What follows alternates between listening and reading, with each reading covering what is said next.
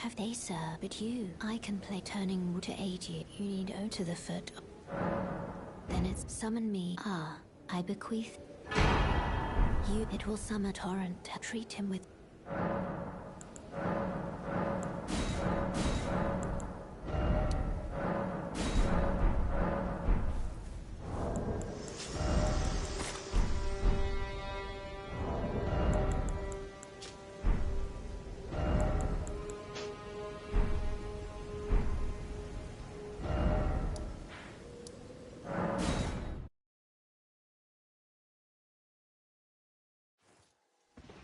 This way, tarnished. May I have a play? I am the wit. I'd heard and upon look the talk, thou art possessed, call forth. Ah, I was entrusted by torrents. 'Tis of summon them, the spirits. Now it is that. Forgive mine intrusion, tarnished. You're, and I can also that you're not. Then why not? I am Carly.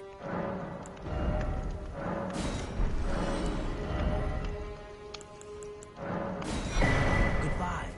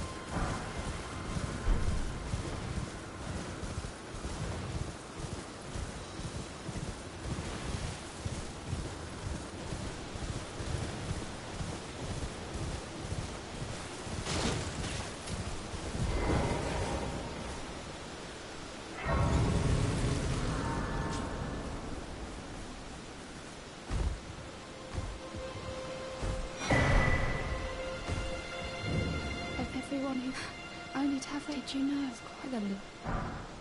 You're heading to enticed. Wow, that. But I don't have. It's scared. I want on nothing. Why can you take the band? It'll be glad.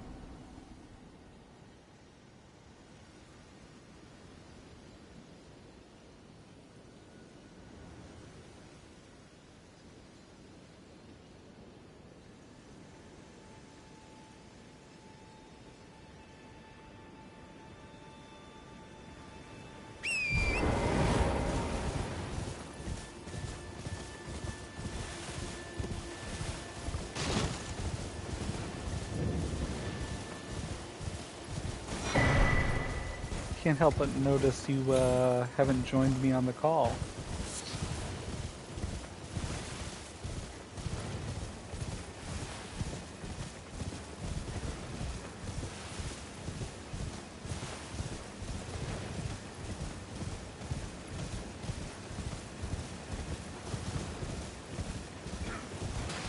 I can only assume that means you wish our friendship to come to an end.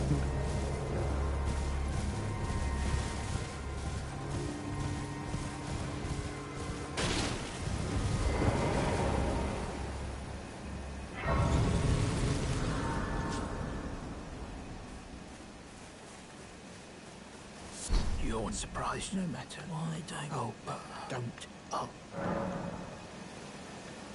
You know, I think this random event with you know, the golden leaves falling is not actually random, because it always happens exactly when I get to this zone.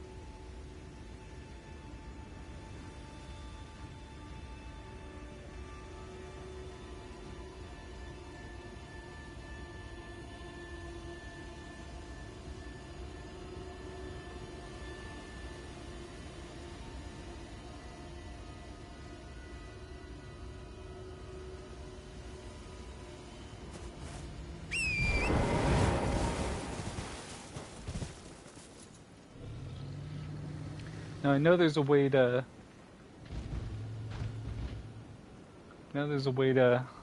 jump down onto that thing, but I have no idea how to do it. So we're taking a long way around. Although I would have to go through here anyway.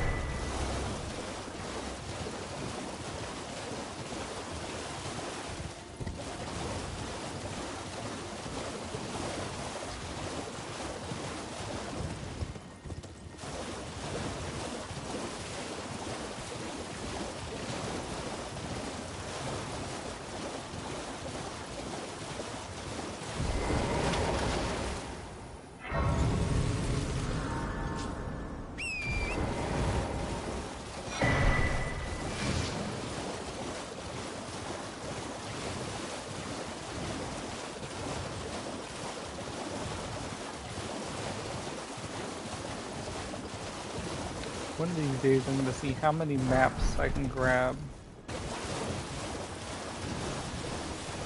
without, you know, without going to the map.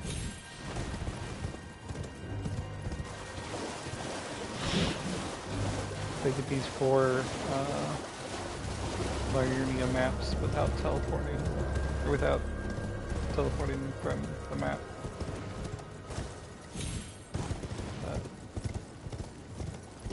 But I can get more.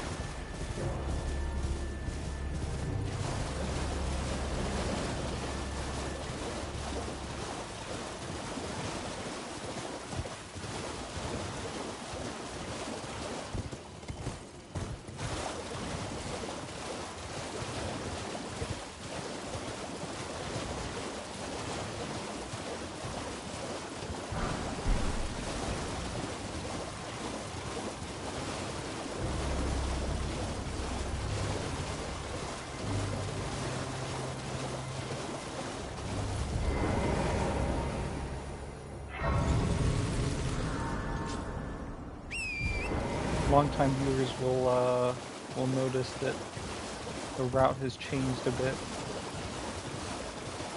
and I'll divert to get that site of Greece rather than going straight to this other smithing zone.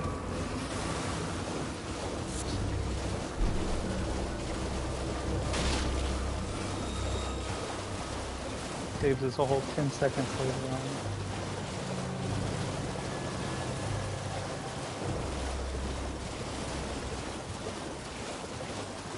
Alright, this is a speed run as well as a deathless run.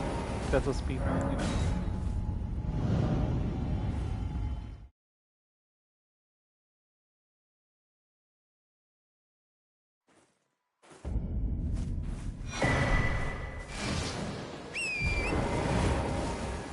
There's our 4th map, I believe. Now, if I wanted to, I could turn my ass around and go all the way back to whatever the first zone is called. And then, you know, fill out those maps and then go over to Caelid and get those maps. Maybe not Caelid. Then have the...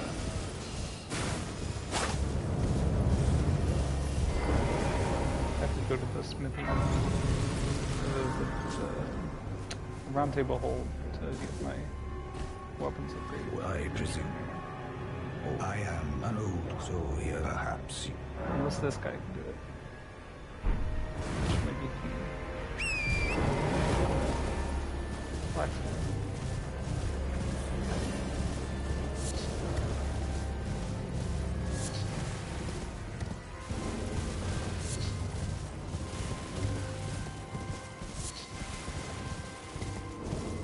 I don't remember whether this game is like Dark Souls where you have to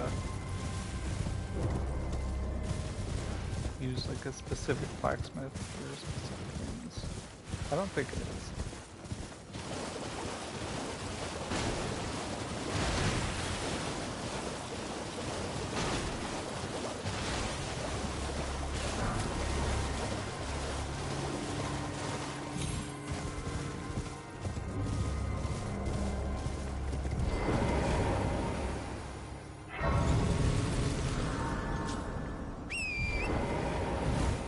Because they have the wet blades, which are analogous to the coals in Dark Souls, but you don't give them to the blacksmith who just uses them or something. So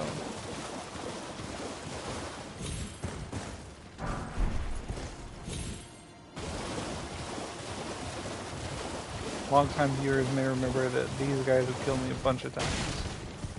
Well, not these ones specifically, but the giant crayfish in general. We killed it a bunch of times.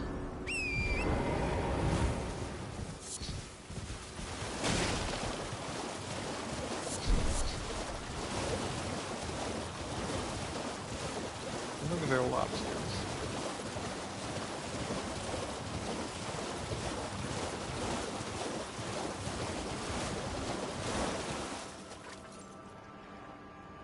Chat identifies is this a lobster or a crayfish? Or a crawdad? And what's the difference between crayfish and crawdad? Okay.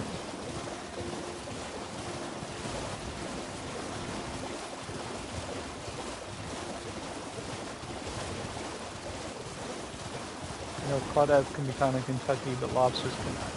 Well, that's the difference between lobsters and crawdads.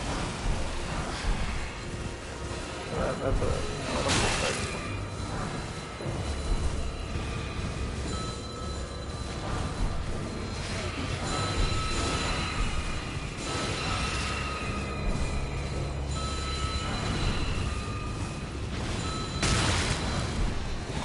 You imagine I need to be afraid of these guys. Big chumps. They don't just stay in one place.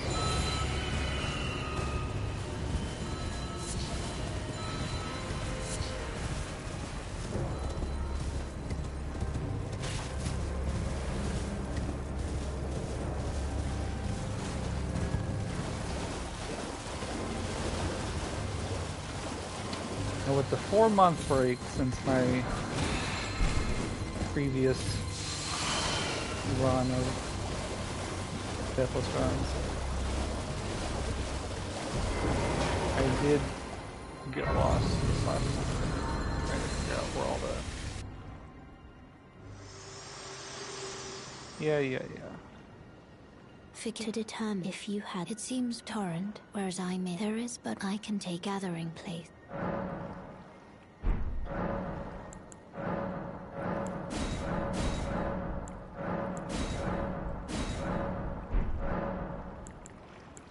Shall I turn? Let my hand share them with me.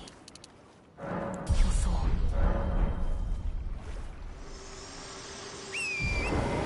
Now, I could open the map to look at where I'm going, but that would ruin my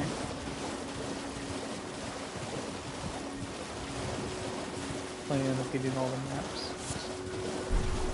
without revealing them. Map fragments. Map food.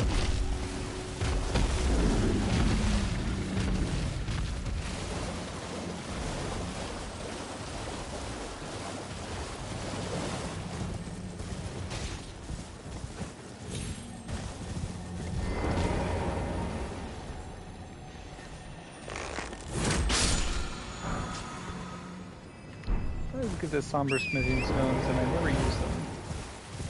Well, one day I might.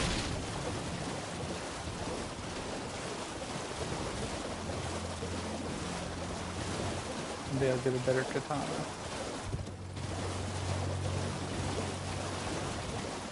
I don't know which katanas are better,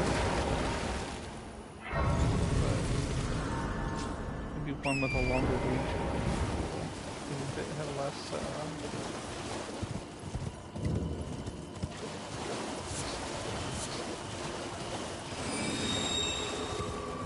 Damage. Well, you know what, viewers? That has never happened before. Not once. So we've actually experienced something new today. The the first unique death in quite a while.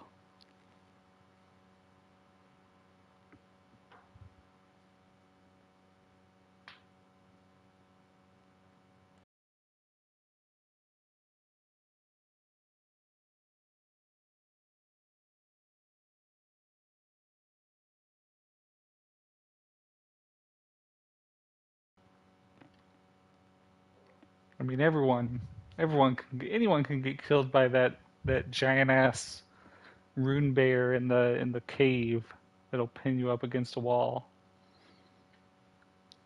but it takes a true talent to just get murked like that by, I don't even know what that thing is.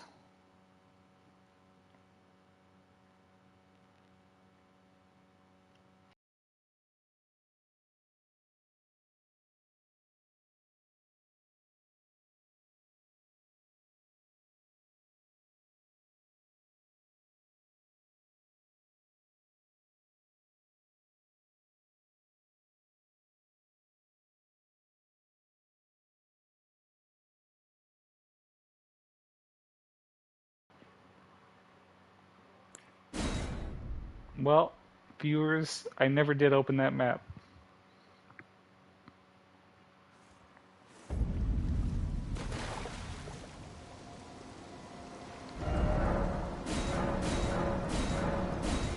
Yep, so that's 4 map fragments.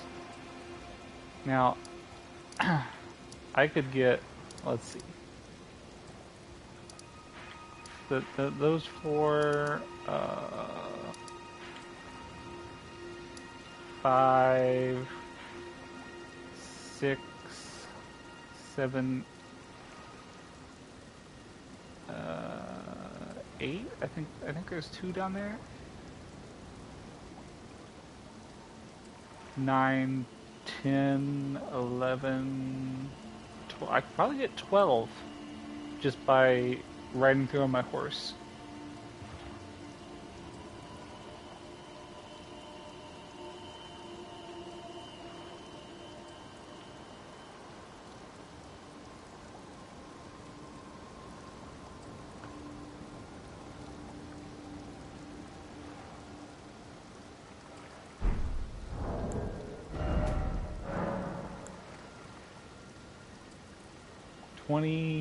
We'll call it 28 minutes, since I was standing around for a bit. 28 minutes.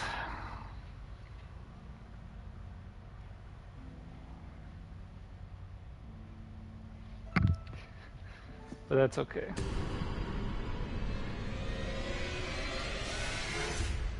That was a practice run.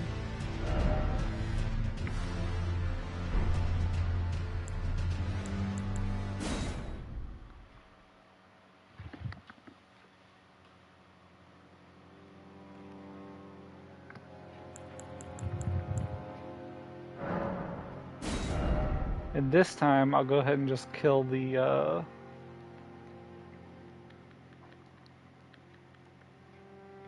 grafted scion. That's what it's called. I'll kill the grafted scion just for funsies. And you know what? 81 is a lucky number. You know what? How much is a lens between rune? Used to gain many runes, but how many is many? Doesn't matter.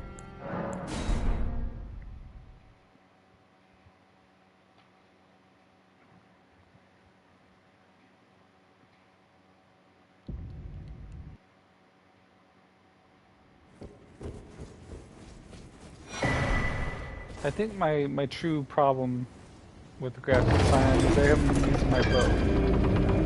I'm a samurai, that's what they're all about. Well, not what they're all about, but like, you know, it's half my kit, and I've been neglecting it.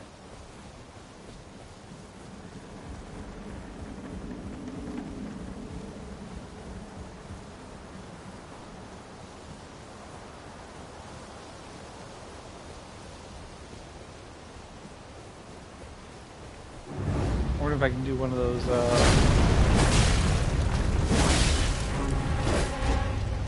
tricks with the, you know, in Breath of the Wild you can do this. Oh shit! In Breath of the Wild you can do this thing where you shoot an arrow at Ganon right before he spawns in, and so the cutscene. In the cutscene when he arrives, there's just an arrow there, and it's like inside his face. And it just damages him like 100 times during the cutscene. So come out, he's already dead.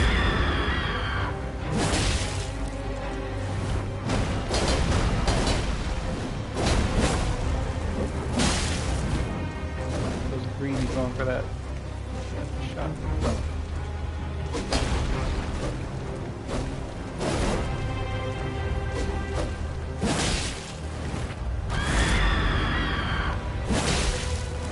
When the hell am I going to get some stagger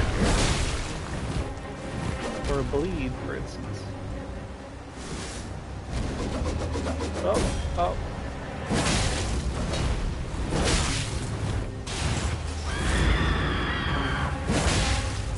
Are you kidding me? What's it gonna take? That's what it's gonna take. No bleed. There's the... No! It's gonna really hurt if I lose at this point.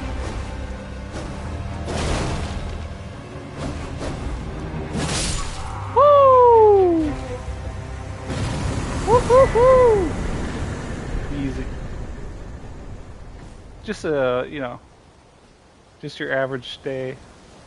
Nothing unusual to see there.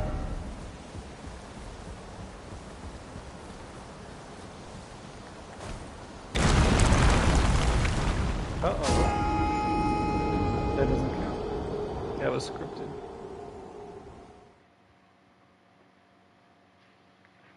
Perhaps I really shouldn't be killing a grafted scion. Because if you don't kill or if you do kill a grafted scion, you have to experience the "you died" message. But if you don't, then you never do.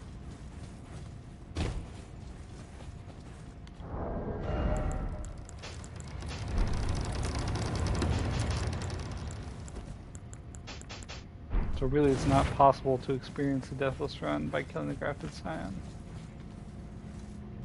But we'll you know, we'll say that doesn't count.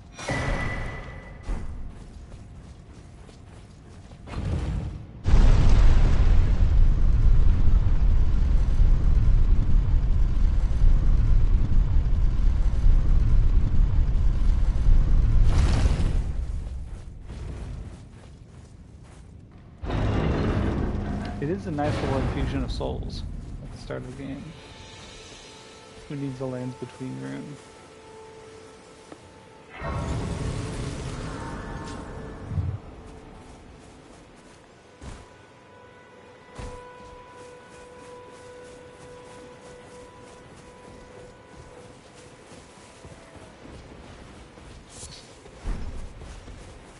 Oh, shit.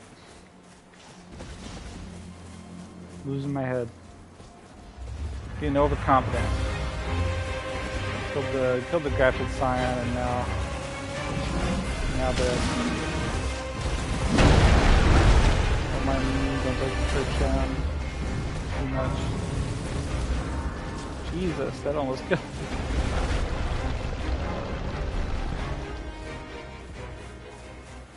Yeah, let's just forget about that. And I can also that you're not then. Why not? I am Carlin.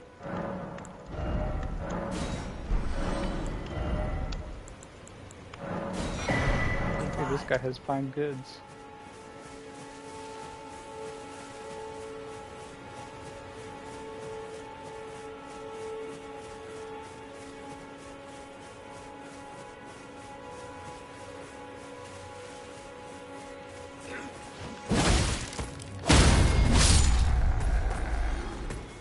Fucking broom bears, am I right? It's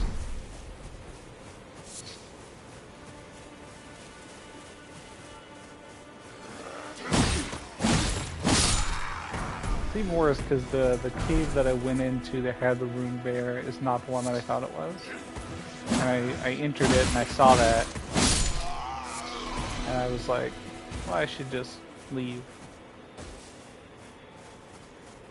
But then I thought, well, I've unlocked it on the map, so if I leave now, I'm not going to remember that I haven't actually done this one.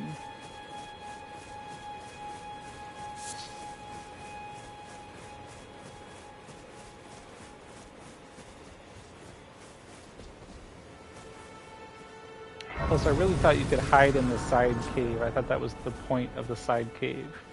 You could, like, you know, it was an area for you to walk into and hide while the rune bear walks past to allow you to get Have you further heard into of the they sir, but you. I can play cave. turning root to aid you. But You apparently leave it that's to the not foot. true because Then it it's just settled.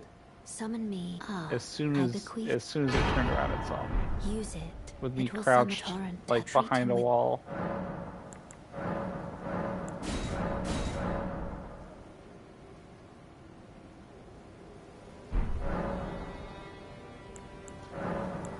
You know, now that I think about it, I think there's a way to turn invisible.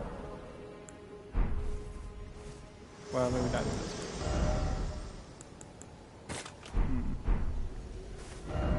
There's some kind of something or other.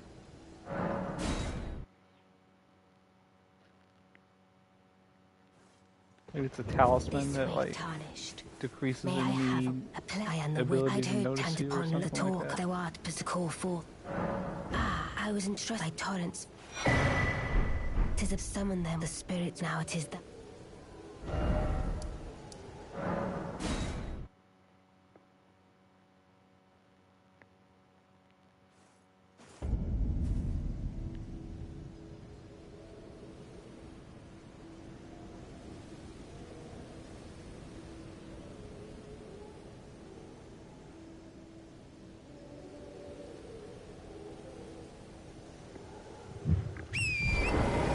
Now what I can do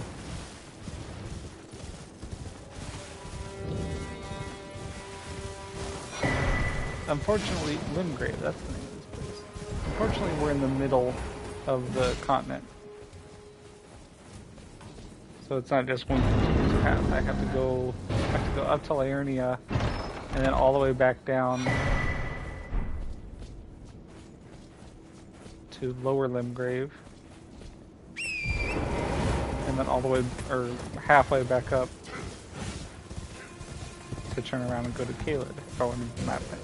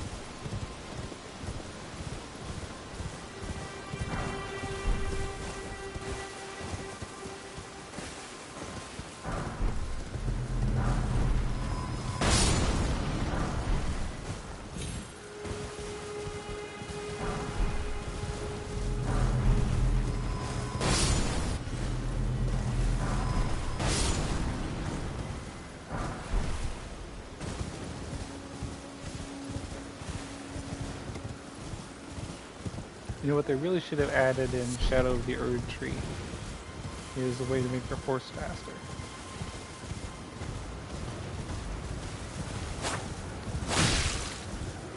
And I know I'm already fast.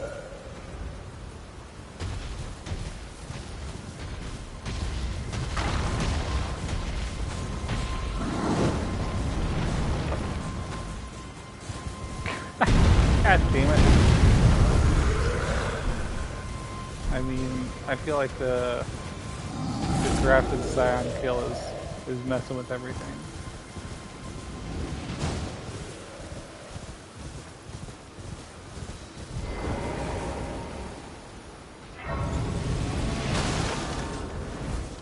Nice try.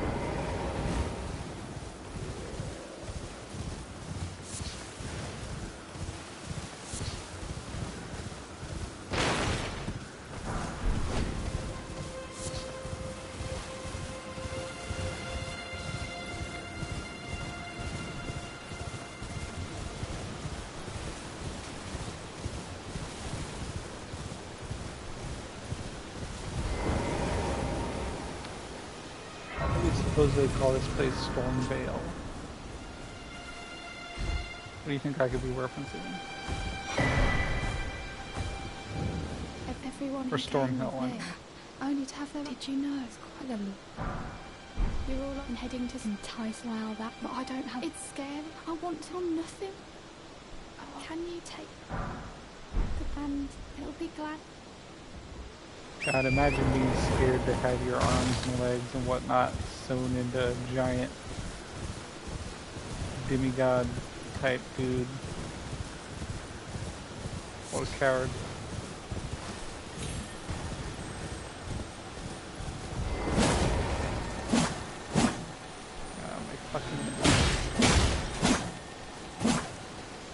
Fucking. You know what? This is one thing. This is one thing that I don't like that they kept from Dark Souls. The fucking scarabs. I mean, more specifically, the fact that the scarabs are like annoying to kill.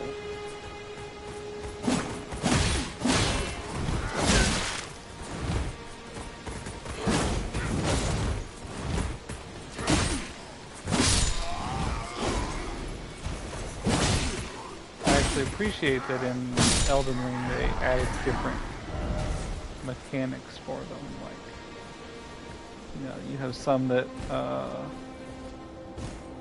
teleport away if you try to attack them. So you have to like attack, or if you approach them, so you have to like shoot them from a distance. And some of them explode when you kill them. But I do not like that they're still just fucking annoying, or the normal ones at least are just fucking annoying to kill, because you hit them a few times and they start running away.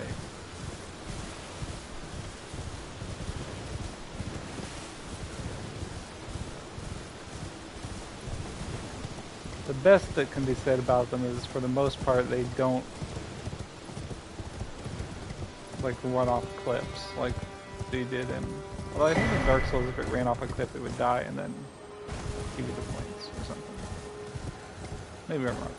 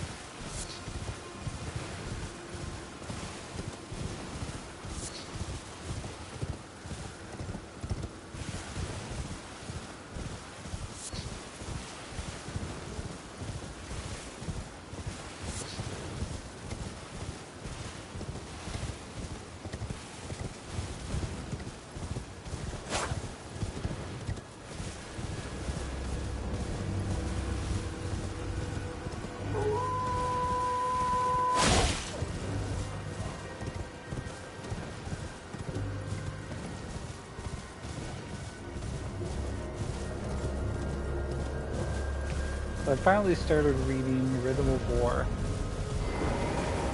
and if I'm honest, although Stormlight Archives is still, I would say, the best series ever made,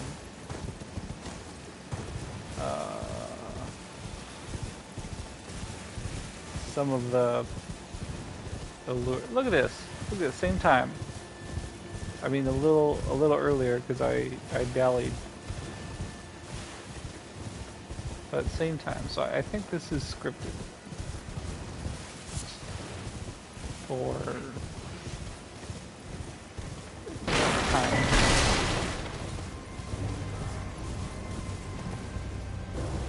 At least this first time it happens. Maybe it's not always. I feel like at least this first time always happens at the same.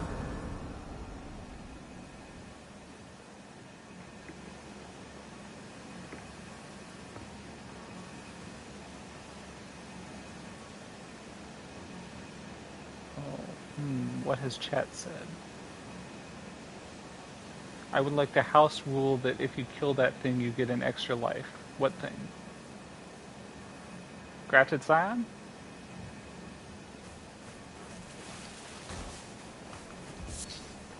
You surprised you. No matter. No, I don't. Oh, but don't.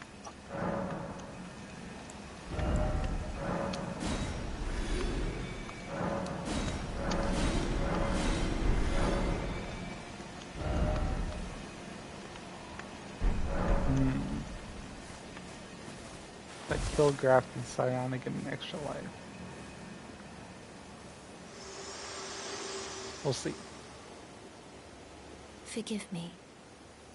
I've been to determine if you had. It seems my torrent, whereas I'm in. There is, but I can take gathering plate. No, I'm not going to the round table hold. I haven't unlocked all the maps yet.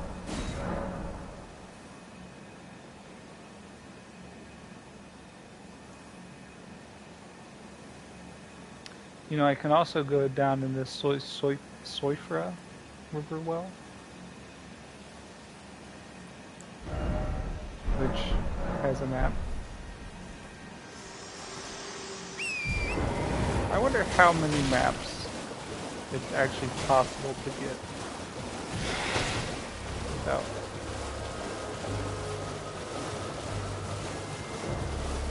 I guess probably most of them, right? Because like you don't actually need to tell them. Like the only way you reveal the maps is to open the map, and you don't unless I'm sure there's probably stuff you can't do, like the stuff that doesn't unlock until you go to the round table. So that's probably where the limit is. Because once you go to the round table hold, you can't leave without opening the map. Okay, I'm willing to stipulate that because I killed the Grafted Scion, I can ignore some like bullshit death, you know, like that time I backpedaled off the rafters and Firelink Shrine, that kind of thing. You know, if I just get killed by an enemy or something, or a boss in a normal way, I don't think I'm gonna countenance that, but you know, if I mishandle my horse and if I accidentally jump on my horse and I, you know, jump off a ledge or something, you know, something of that nature. It's my way to forget.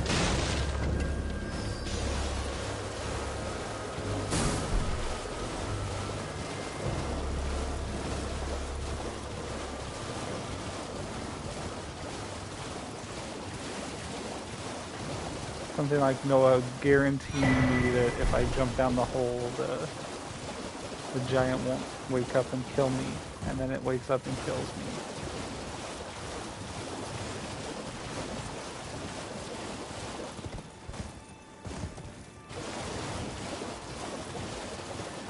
Although at this point we all know Noah's word is mud, so if I listen to what Noah said and then die, that would be my own fault. So perhaps that's a point. But if someone more reliable like Digger, if Digger said something, maybe a guarantee, a patented Digger guarantee, and that was wrong and I died, you know, then I can see my way to.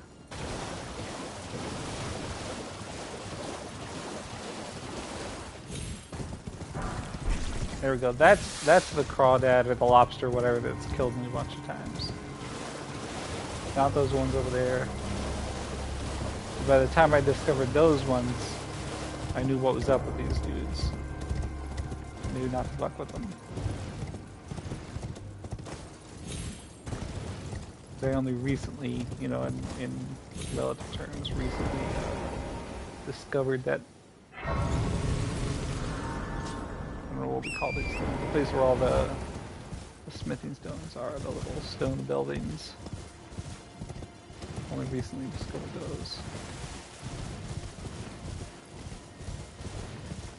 But I know there's the one with all the crawdads.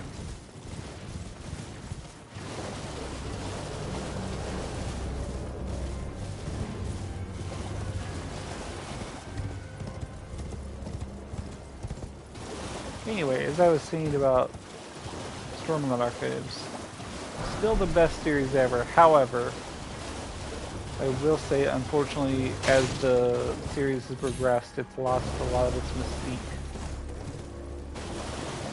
Which, you know,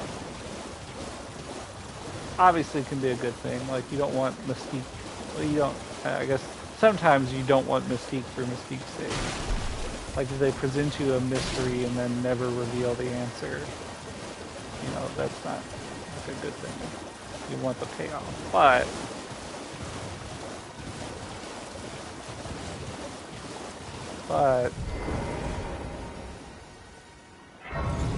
I feel that there's, you know,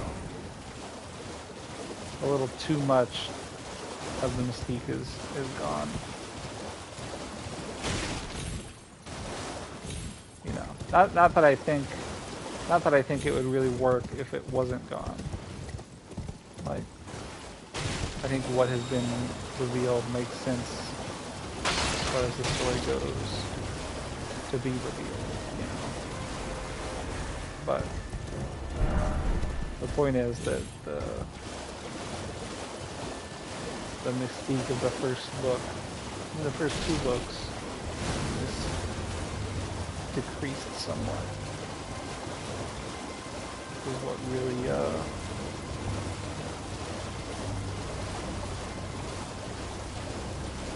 drew me in from the beginning. Now there's a lot more, like, you know, it feels too modern, if you will, for a fantasy series, you know, like, which it always did to some degree. I feel like Brandon Sanderson's fantasy books are always a lot more modern than most, or than many at least. You know.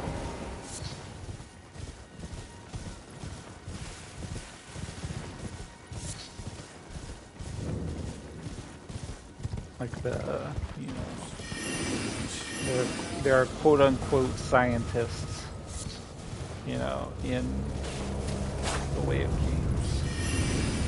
They don't really, I guess they do, you know, old-timey science. They do old-timey science.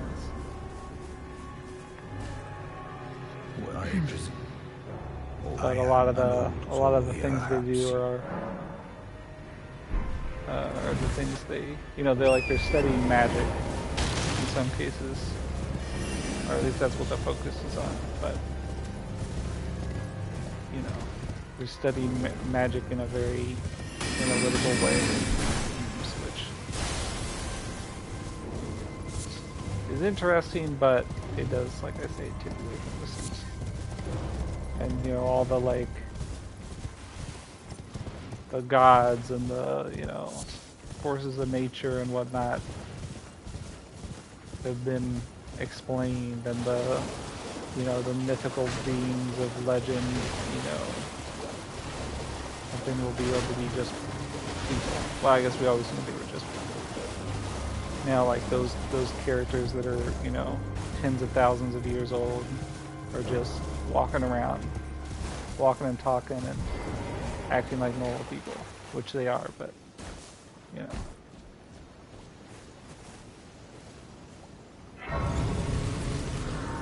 It's a lot more mysterious when they were semi-divine, you know, beings.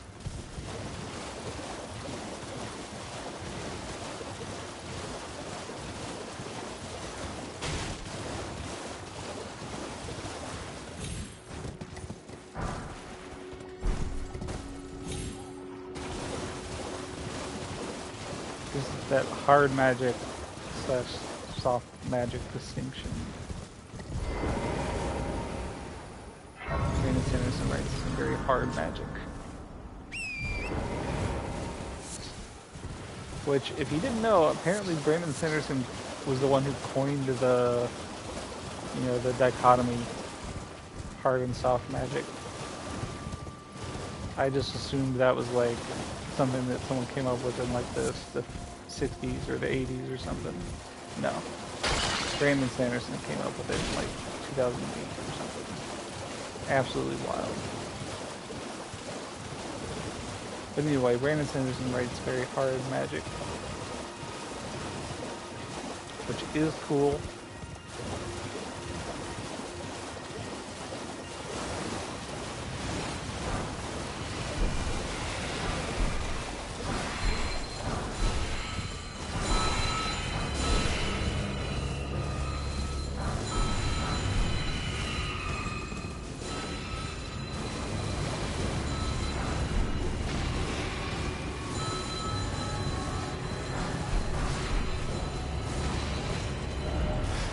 I will say I think the hard-soft distinction needs another plane to it.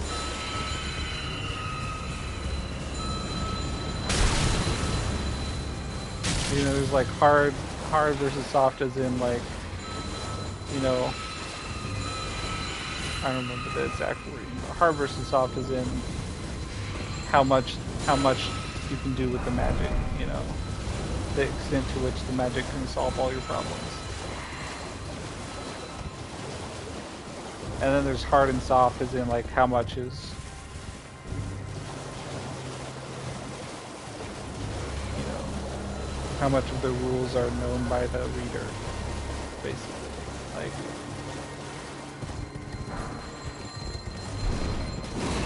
oh. Which are two different things. Like Harry Potter, you know, ostensibly has very hard rules because they have specific incantations, specific wand movements, etc. But at the same time, maybe that's a bad. I was gonna say at the same time, yeah. So it's hard in that there are specific rules, but it's soft in that, you know, the solutions are basically unlimited because there's just a spell for everything. Or, you know, you can imagine that there's a spell for everything. So in one sense it's hard magic, and in another sense it's soft magic. I think there needs to be another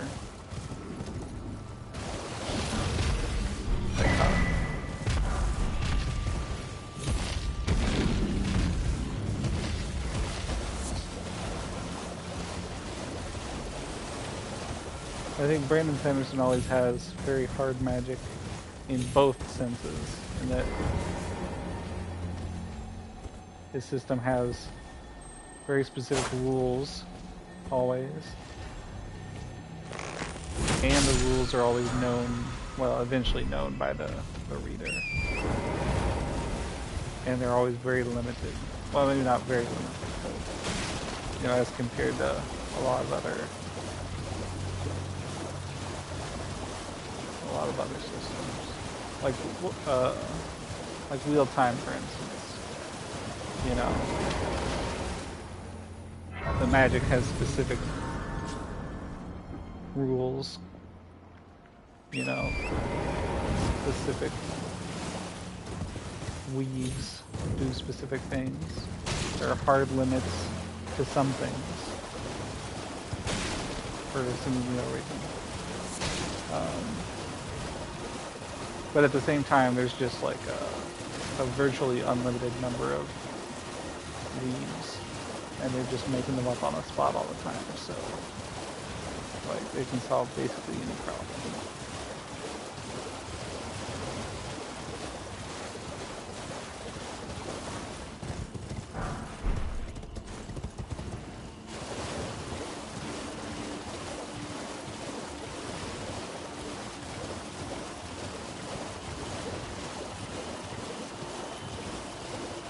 I do enjoy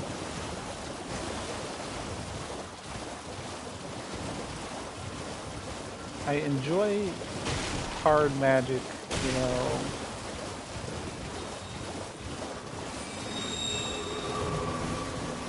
Like I enjoy, you know, I like it when I know the rules and then I can, you know, think about how I would solve the problem, you know, or what I would do with the magic. And I really enjoy when the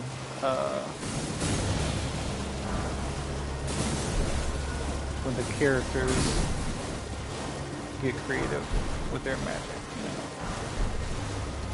Love that shit.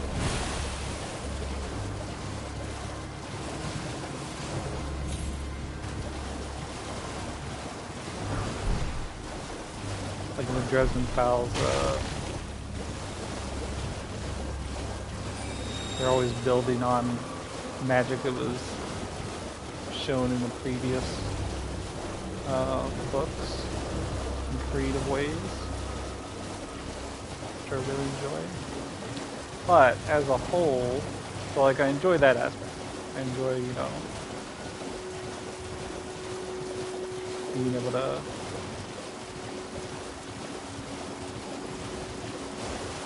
puzzle out the, I'm lost. I enjoy being able to puzzle out the magic. But I will say, from like a vibes perspective, I like the vibes of soft magic more generally.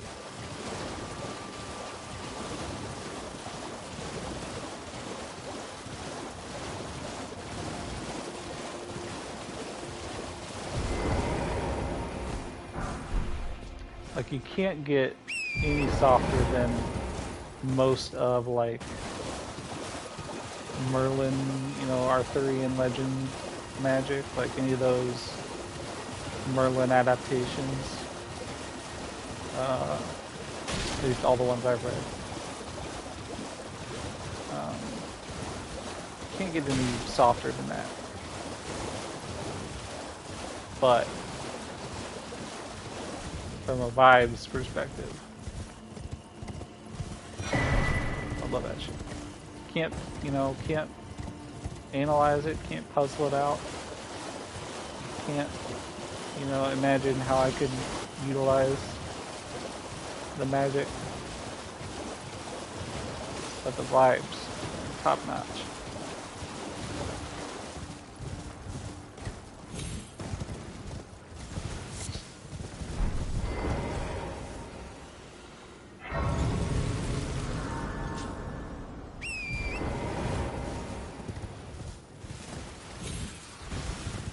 I think, what the fuck is that? I think Wheel of Time straddles the line very nicely.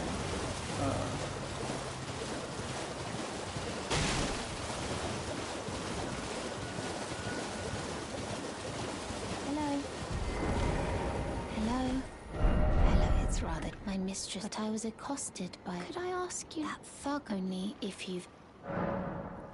Oh, what a blessed thug, please. Yeah, I think it rides the line very well. You will only die by striking this barrier. What? The thug, please. Yeah. Because it has,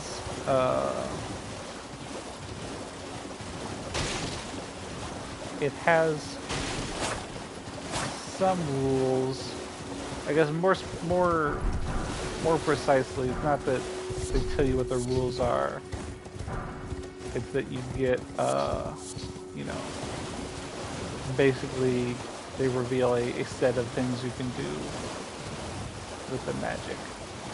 You know, a set of spells for want of, that's not what they call them in the book, but you know, we'll call them spells. A set of spells that you can do, or things you can do with the magic. So in that sense, I can. What are you looking, trying to start something? You know, I can imagine how I would utilize those abilities. And I'll consider I'm not in love with it. And let's be honest, they did not utilize them intelligently in the book. At least not until the very end. You're a shrewd first. But at the same time, it's not like, you know, in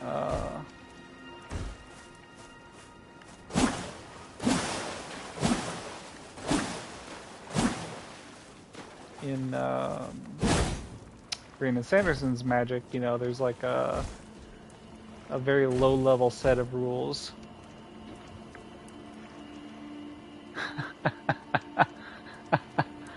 I appreciate your input.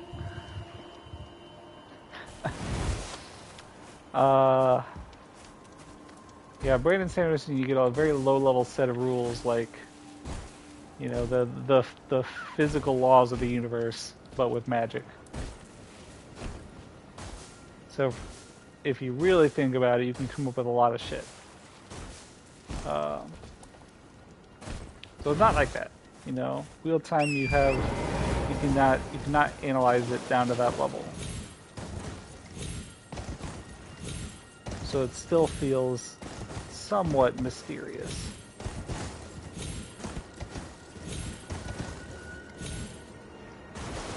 But oh shit, no. That was only 4, wasn't it? When did I get this map? Whatever.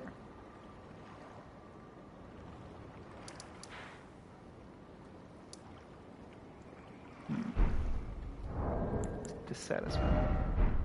Anyway, you can't, the vibes are good, that's what I'm saying.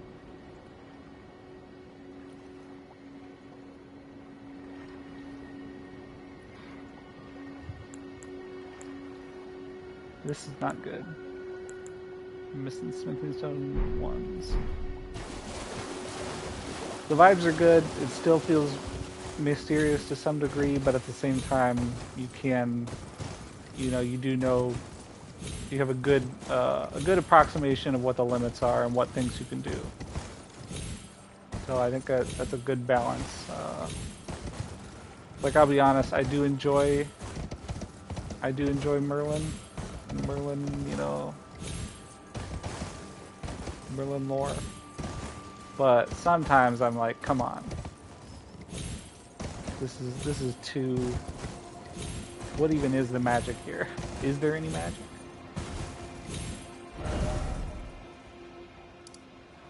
I've been reading Mary Stewart's Merlin series. Crystal Cave, Hollow Hill. I don't know what the third one is. And there's like basically no magic at all in it so far. Other than like prophecy. There's a lot of prophecy.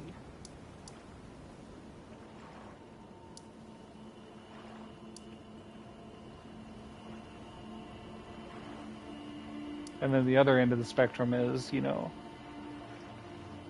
stories where Merlin just does whatever he needs to do. There's always a magic for the occasion, with no rhyme or reason or rules.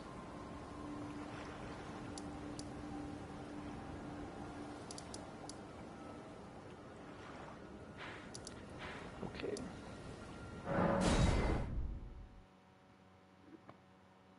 was gonna bite the bullet and buy the smithing stones we need.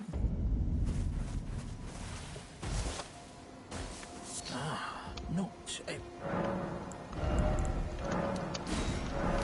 don't know where we'll get the funds.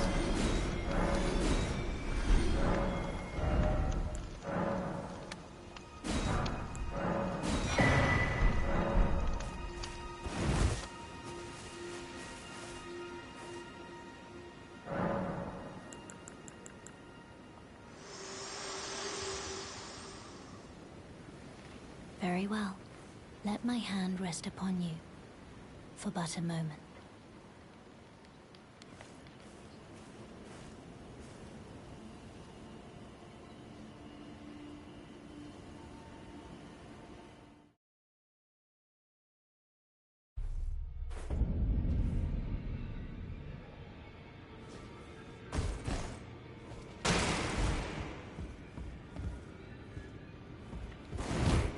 Read my name, isn't this the round table? I never knew, although I'm still looking.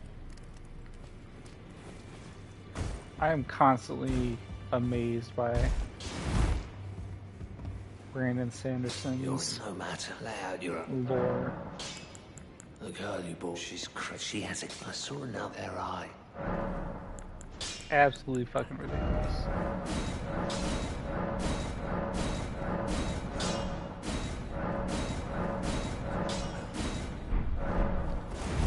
There are like 8 different magic systems which all follow a cohesive set of rules in a, you know, a meta magic system, which he's been working on for like 20 years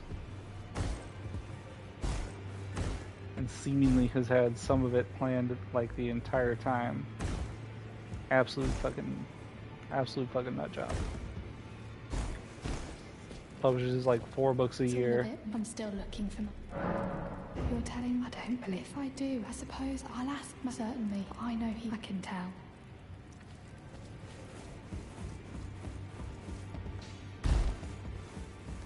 Back already, no matter. The girl. Are you who'd still, sir? I refuse. I don't doubt.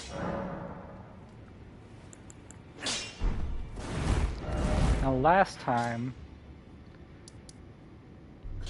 I spent, I don't know how long in Caelid,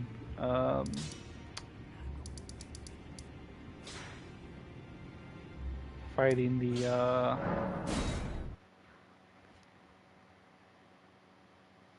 don't know what that dude is called, the knight at the Dragon Church, to get my armor. And I got probably like, I think I got minimum 1, 2, 3, let's see.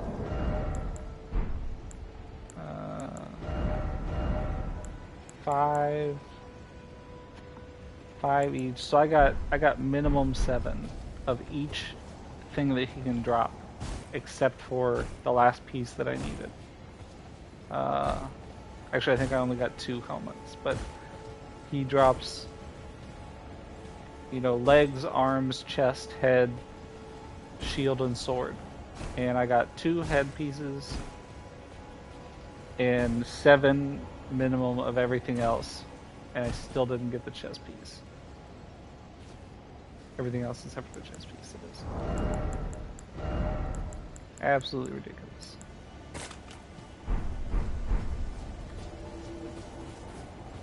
Oh, hello. Is that Roger? Oh shit. Better spin my levels before I walk in there.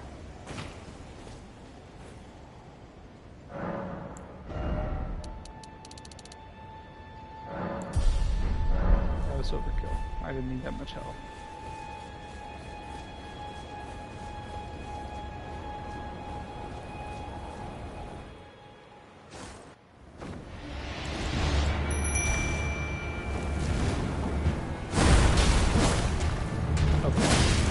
If my katana had a little bit more reach, we got that. More reach on our katana.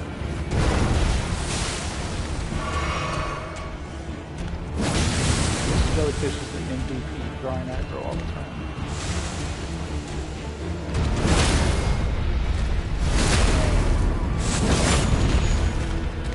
Should have bought the market shackle. Actually, I don't. I'm assuming it works on market as well. Thou art of passing skill. Warrior blood running thy veins. Tarnished.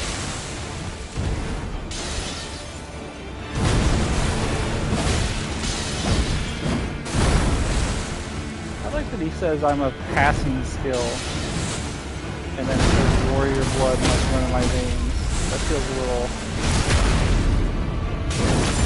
You would think if warrior blood really ran in my veins, I'd be more than happy.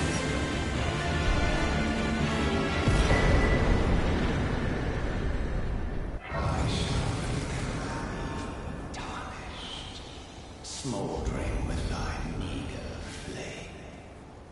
Cower in fear of the night. The hands of the fell omen shall brook thee no quarter. And you know what else? There.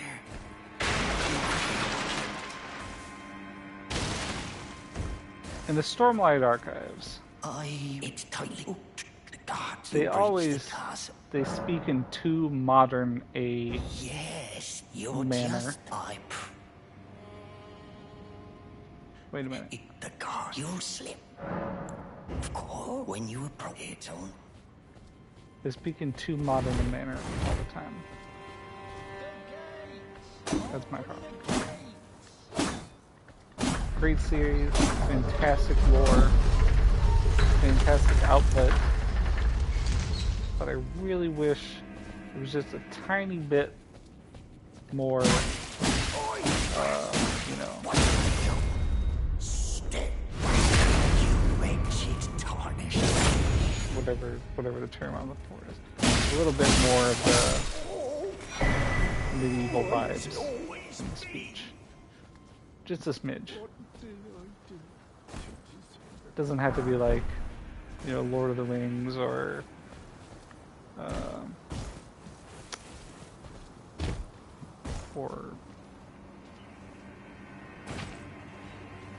fuck is it? Game of Thrones. Doesn't have to be Lord of the Rings or Game of Thrones level.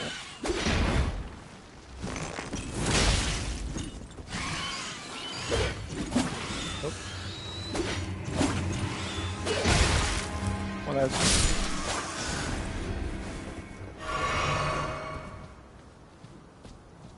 Anyway, I also fear, you know, 5th book coming out soon-ish, next month. It might be this month. I fear that with the time skip, you know, that it won't be the same. You know, like when I set out to read this, you know, I knew it was supposed to be a 10-book series. But then I come to find that the series is going to be split into 2, you know, sections with a time jump after the 5th book. And that makes me fear that, you know, there's really only, you know, is it one series or is this 2 related series, you know? Like Mistborn, there's the Mistborn series, the first trilogy, and then the second trilogy, you know, is part of the Mistborn series ostensibly, but it's set like, you know, hundreds of years later, I assume, in like a different era, which took, you know, obviously with all the original characters being dead. So, is that what's going to happen in Stormlight? I hope not. But I would hazard to guess that yes, especially as I see, you know, in the 4th book already. We're not even in the 5th book yet, but they're already doing wild, like, world-changing shit.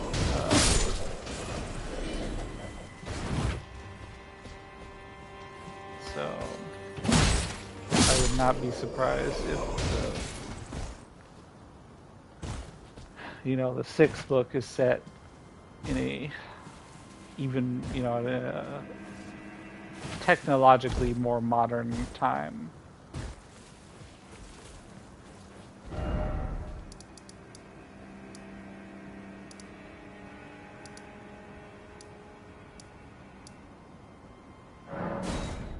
It concerns me.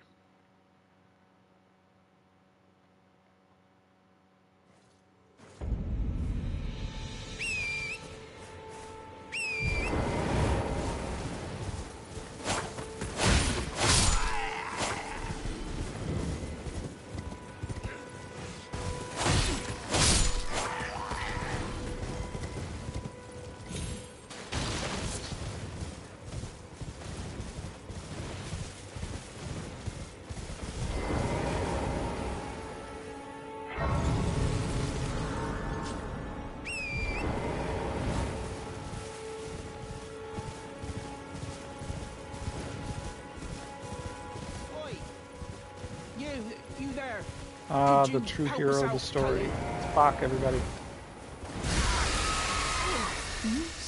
You were just... Thank you. I was pushing, I ended up...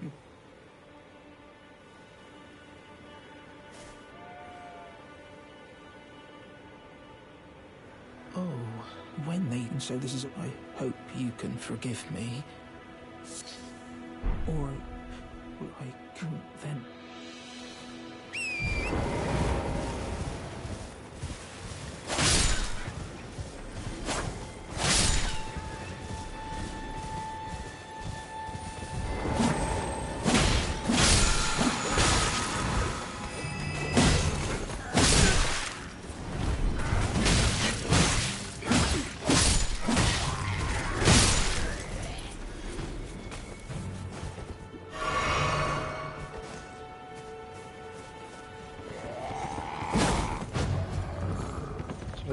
Target locking.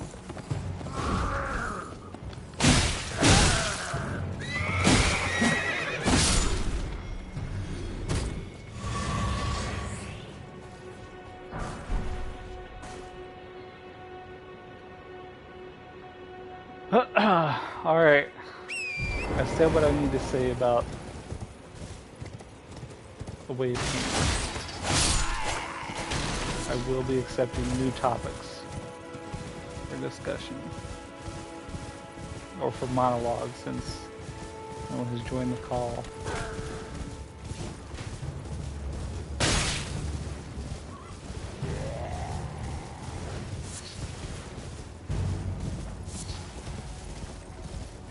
Submissions will be open for the next, we'll say 5 minutes. And then I will pick a topic at random.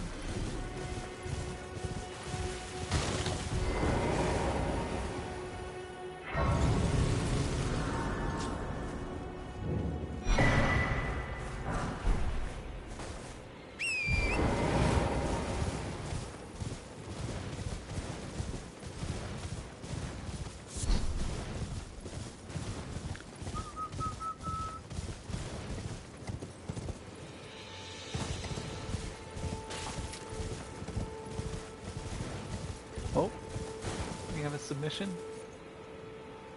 Ah, right. One viewer says, Jared, tell me about Minecraft and Redstone. Well, there's some interesting news on that front.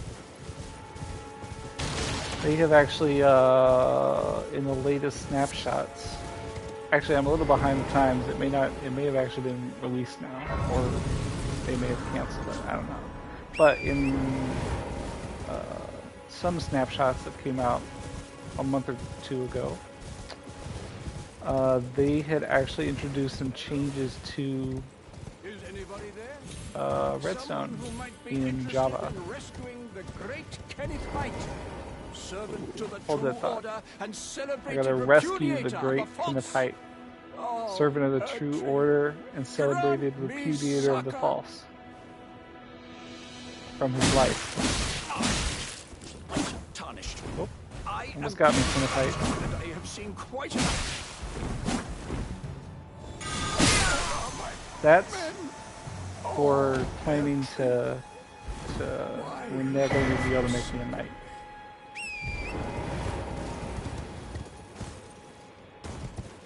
Okay. They put through a change, or they put in the snapshot, they changed redstones in a couple of ways. One, they got rid of quasi-connectivity, which is this fucking ridiculous thing with pistons, where a piston will be powered if the block above it is powered transitively. So basically that means you can, it fucks up the symmetricalness of machinery. Like there's some things that you can build one way, but you can't flip them upside down. because the pistons don't work the same. Like if you power a block under a piston, it doesn't power the piston. But if you power a block above it, it does power the piston. But a lot of machines actually depend upon the quasi-connectivity.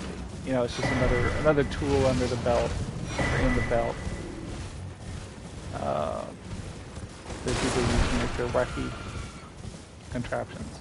So they got rid of it so that if they release it, that'll break a lot of existing redstone designs.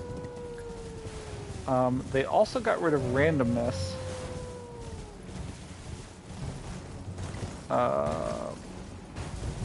Like previously, there were a couple of random elements, but basically, if two pistons were like trying to push the same block towards each other, like they're facing each other and they're both trying to push the block, and they both get powered on the same tick.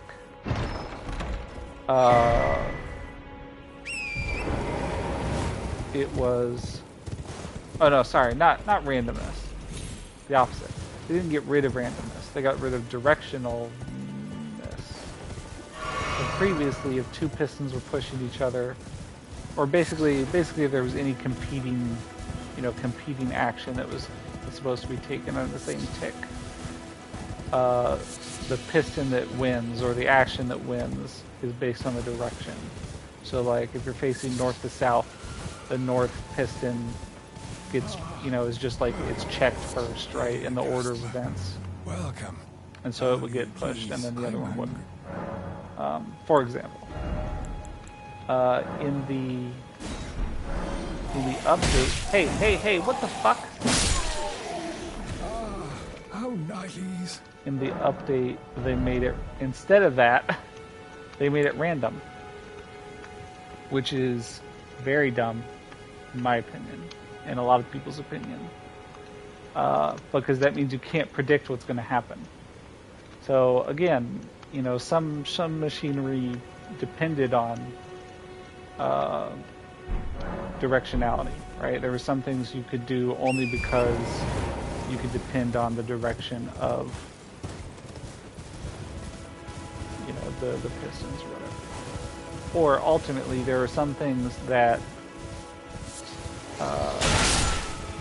it doesn't matter what the direction is, it just matters that it's consistent. And they took that away. Which is just dumb. It's so dumb. It does mean that any machine, like if you take away directionality, there were machines, for instance, there were machines that you could build facing north to south, but you couldn't build them facing east to west. So just like the quasi-connectivity, they got rid of it ostensibly. They said like to increase the. I don't know what they said exactly. It was like they want to get rid of that thing where like you can't build a contraption east to west when you can build it north to south or whatever. However, adding randomness was not the way. Like, in my opinion, and seemingly in most people's opinion, it's certainly better to have consistent behavior, even if that behavior is, something like directionality. So much better for it to be consistent. They didn't make it 100% random. They mitigated it, so now it's based on the power of the signal. So if there are two signals powering powering opposing pistons at the same tick, the signal with the stronger signal wins.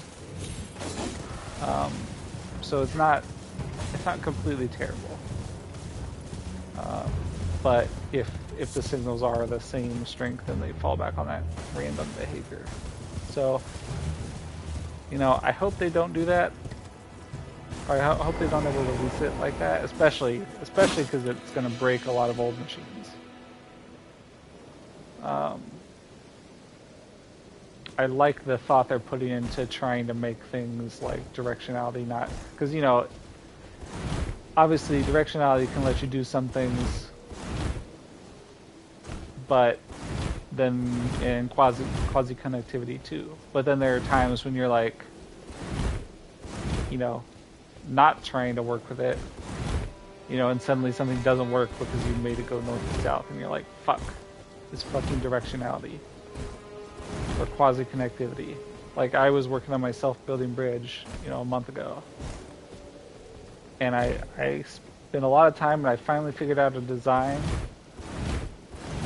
that opened this one component of the door at like twice the speed or something. And I thought it was perfect, and then I realized that when you flip it upside down, it runs into a quasi-connectivity issue. And because this door, or this was or sorry, it wasn't the bridge, it was the door. It was a symmetrical door, so I needed this component to be able to, you know, be duplicated on the top and on the bottom. But if I flip it upside down to put it on the top, or the bottom, or whichever way it was, then it ran into quasi-connectivity and wouldn't work. So that was infuriating. So I appreciate the effort they're putting into it. I just hope they can come up with a better way, you know. Which, you know, that's what I guess that's what the snapshot is for. You know, it's just like a testing, you know, thing. They throw it out there and they get community feedback, and they, you know, let people find bugs with it and whatnot. So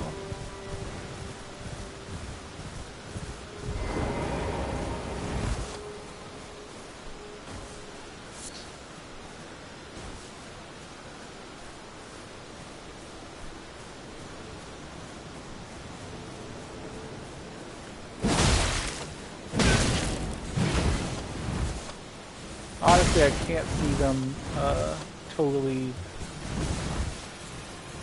breaking all the old machinery. That would be just a huge... I feel like that would be a poor business decision. That's hurting their game to do that.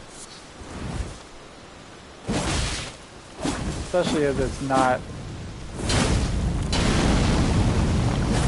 I mean, you know, I'm not like 100% dialed into the community, but I don't think there was like a huge outcry for them to fix the, you know, directionality and quasi-connectivity issues.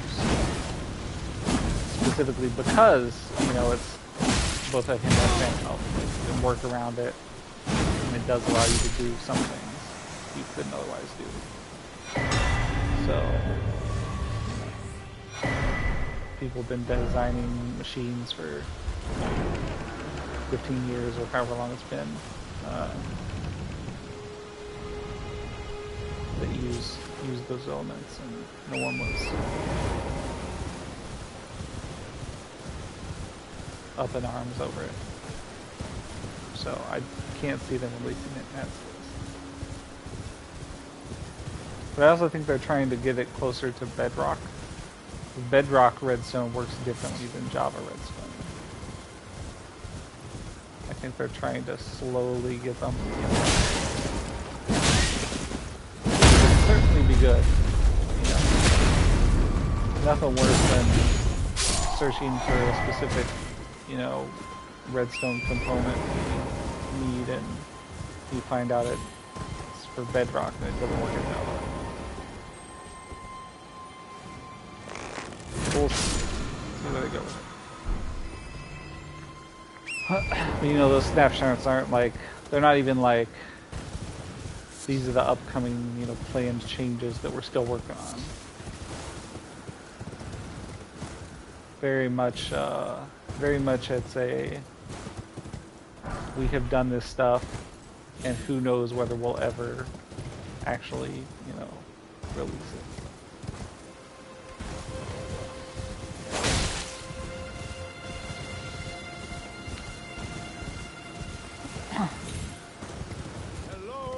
as some of you may remember, Oh, hi. I lost my redstone world.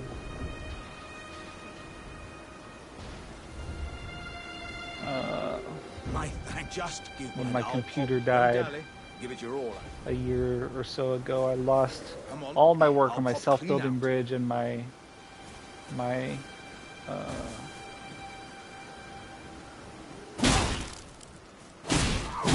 fancy redstone door. Though I did eventually find one of the servers Bye-bye. that we were playing on Once again, was I still, and you know, beyond upon this up and hide running. doesn't Or wasn't running, emotion but scar. the saves were still there. And I that server, reckon luckily, I've thank heard God, I had built my fancy door in there. I replicated it. So I just had to copy it again into my new redstone world. So that has been recovered and somewhat improved, despite the quasi-connectivity bullshit. But the self-building bridge was completely gone, and I put a lot of fucking time to that. A lot. And I had made some very significant inroads. So I did go back and, you know, tried to replicate what I had done. But I tell you what, I was working on this and I was like, I know I did this specific thing, but how the fuck did I do it? You know? Like, I was very impressed with my past self. I could not figure out how to recreate.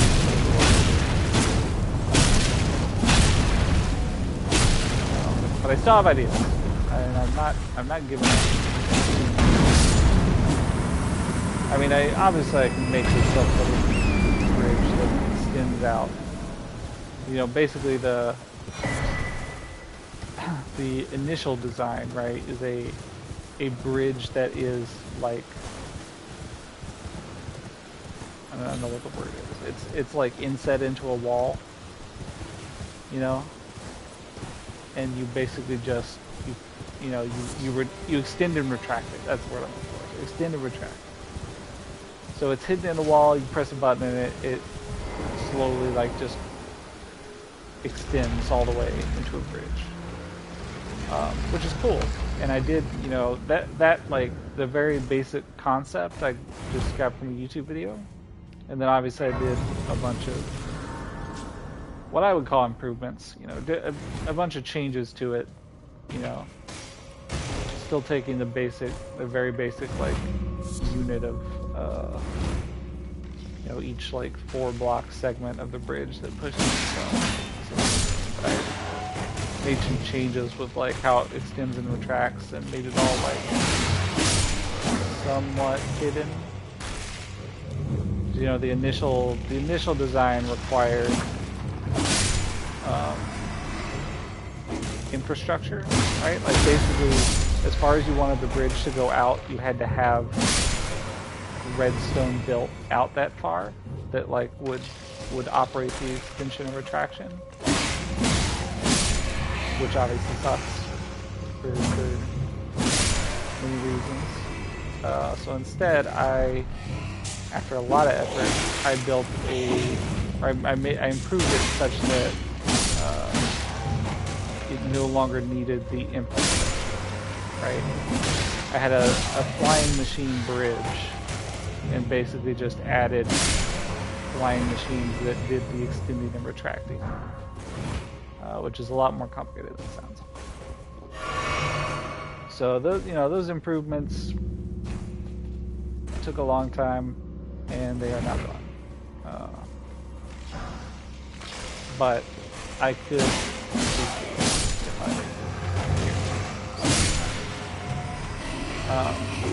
the bigger, you know, goal that I was working on was to make it not just something that extends and retracts. Because basically, imagine, for instance, you have something like a mountaintop base or a tower, you know, a set of towers or something that you want to build a bridge across. However far apart the towers or the mountains or whatever are, you need to have that much bridge, which means you need to have that much space inside one of your mountains or towers for the bridge to retract into. It's not in use. Which means, you know, yeah, obviously your tower has to be as wide as your bridge, your tower to your mountain, which sucks. So what I wanted to do is have a bridge that both retracted like horizontally and then would like disassemble itself. You know, take the individual components and retract them vertically as well. So like pull the individual components into the ground. However, that is very fucking hard. I'm sure for like a pro redstoner, they could work it out in a few days. But I'm not a pro redstoner, I'm an amateur. So it was very fucking hard. And I made some progress, but I certainly did not get anywhere close to it. Last one.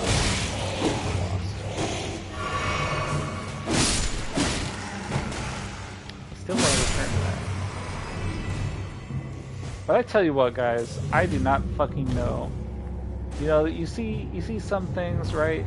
You see some crazy videos or, you know, whatever of people doing like things, and you're like, you know, doing someone making some kind of crazy art, like, oh, they made a picture out of Rubik's cubes or something. And you're like, how the fuck did they do that? How did they envision ahead of time which, you know, set of Rubik's cube colors would combine to, you know, when you zoom out would create the correct shading of a person's face or something, you know. Well, I imagine, now that I think about it, you could probably do something like that. You know, they could probably just create a program for that. But there are other examples, right? You know, you've seen some crazy art videos. But, you know, you see something like that and you're like, how the fuck did they do that? I can never do that. But my God, I've seen some of these redstone doors, and I'm like, I frankly cannot believe that's even possible, that someone could have come up with that. It is literally unfathomable that anyone could produce such a feat of engineering. Absolutely fucking bamboozling, because all the pieces interact with each other.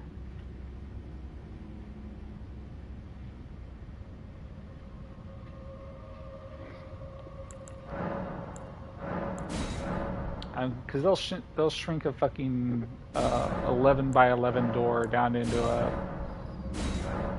1 block wide space or something. Like, how the fuck can any human mind comprehend what they're doing?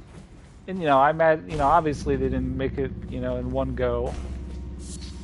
Obviously, I know there was a whole lot of, you know, they copied the build they were working on 50 times, and, you know, made a billion different bugs, and, you know, added components and removed components, and, like, had problems and whatnot. My God.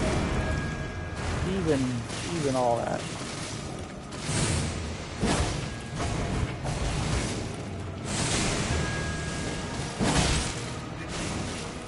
I mean, I'm a programmer. I design complex systems, but the systems, you know, I can make a component, quote unquote, and know that it's not going to interact with any of the other components except in the ways that I tell it to. So these people are working in a quote unquote physical space. A very limited physical space because it's made up of, you know, cubes.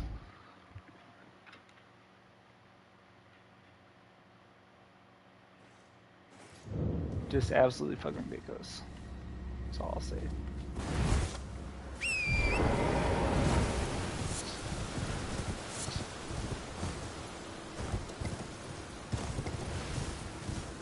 Alright, I think those were my only two main redstone projects.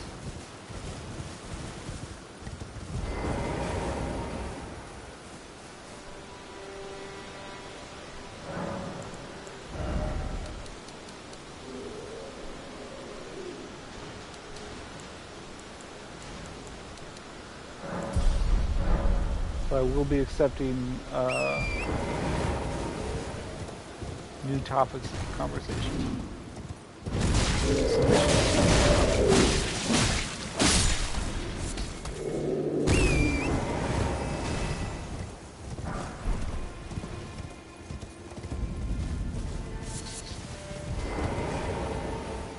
Oh, good morning.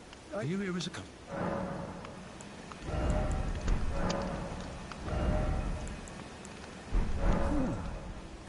Nothing that suits you.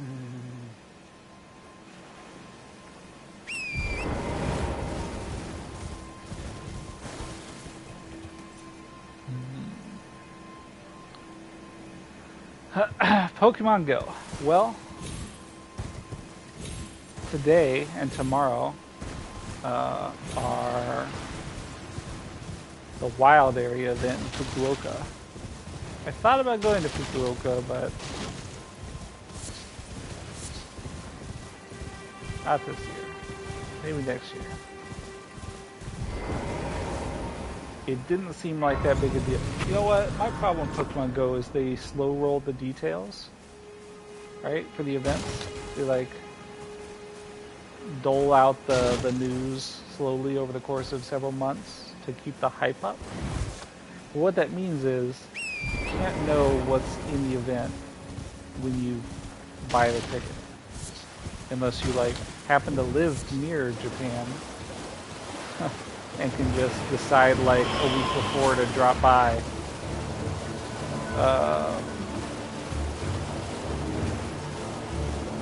But you know, if you need to plan a vacation, you know, months in advance, you have to just hope that you correctly guess how cool the event is going to be. When they first announced it, I was like, this seems like a shitty event. Because they didn't have any new costumes. They didn't have,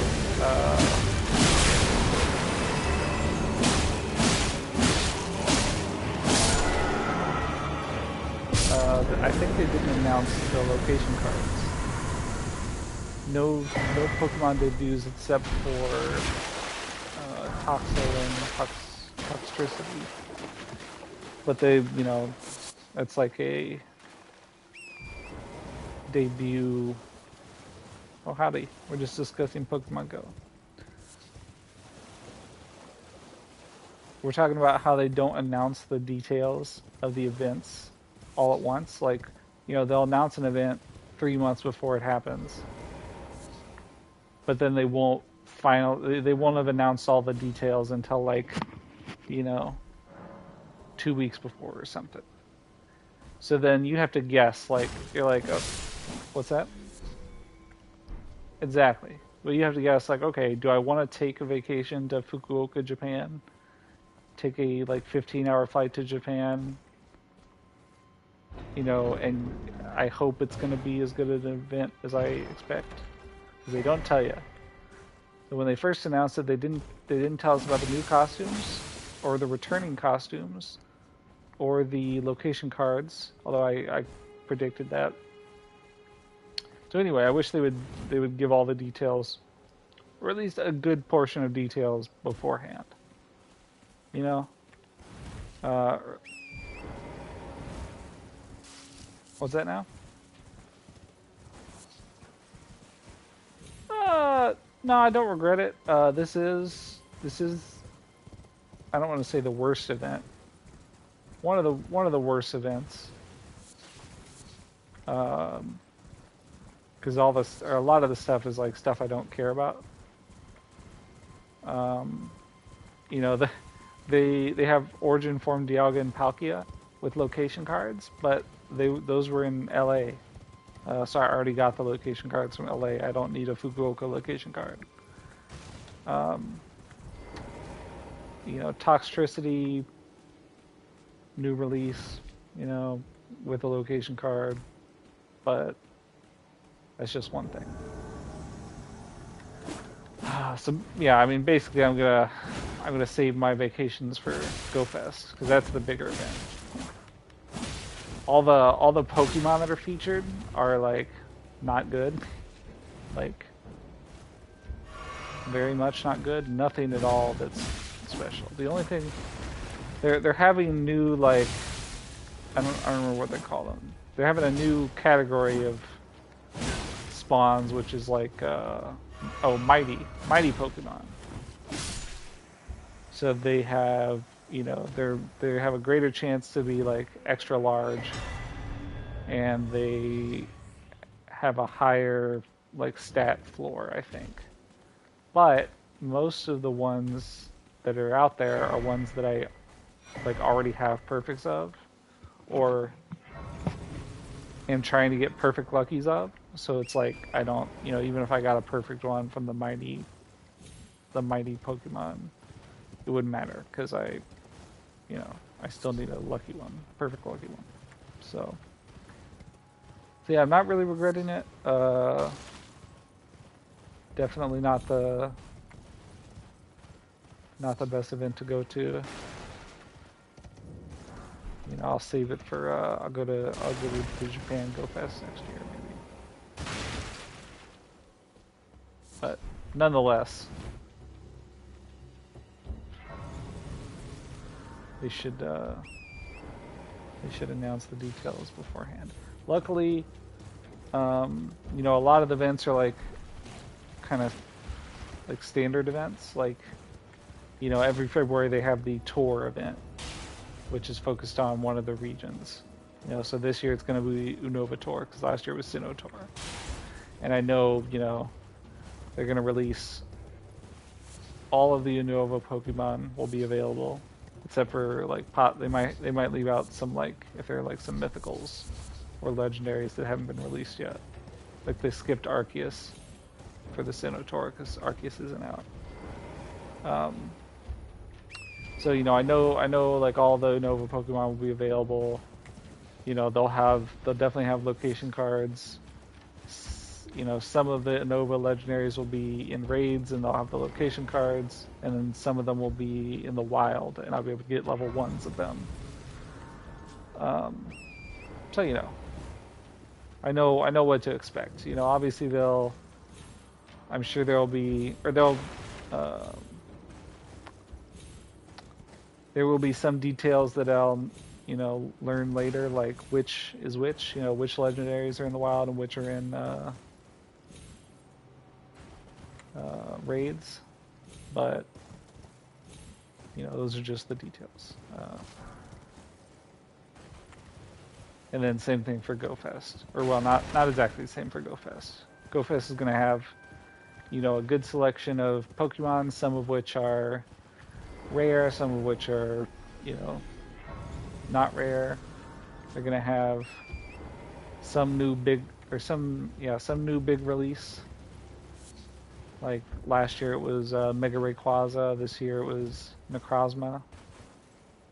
In Dawnwing's Necrozma and Duskmane Necrozma. I imagine next year it might be Mega Mewtwo or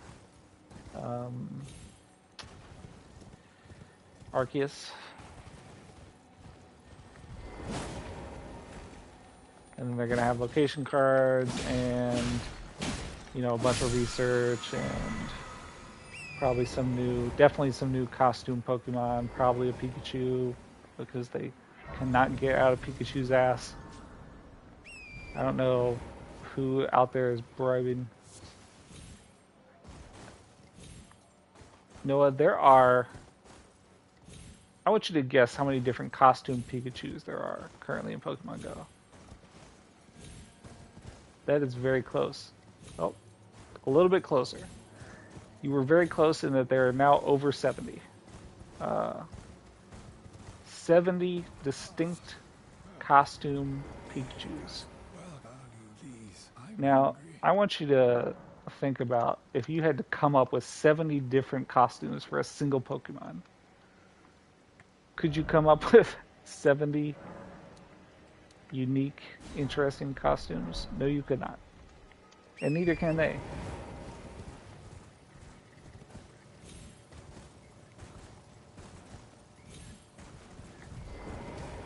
Yeah. Well, yeah, because they have 2 Pikachus with Santa hats, 2 distinct Santa hats. I guess one of them is a Santa hat, one of them is like a whole costume, like a hat and a.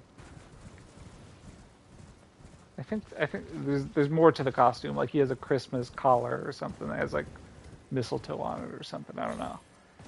But yeah, for GoFest last year they had 4 costumed Pikachus. It was Pikachu with a tiara with 5. Pikachu with a tiara with 5 different, gemstones, which are very hard to tell the difference of unless you like put the screen an inch from your face. Absolute bullshit. So anyway, GoFest and the tour are clearly the better events. The City Safari, I might go to a City Safari at one point just because... Oh, and the GoFest also has... The tour will have the regional Pokemon for Unova in eggs. And they'll release the shinies for them for the first time. And then GoFest will have a regional exclusive to the in-person events. And probably definitely a different regional for the global. At least one regional, probably more. But yeah, those are the better events to go to. Might go to City Safari just because they have the exclusive Eevee costumes and Go-Goat, Skiddo and Go-Goat, which are only available in the City Safaris. I might go to at least one of those at some point.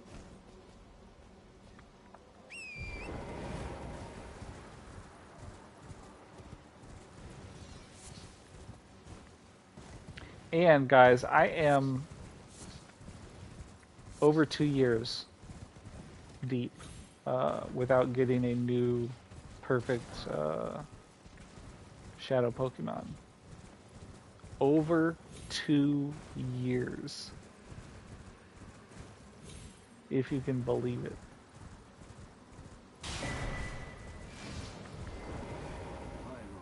It's frankly unfathomable.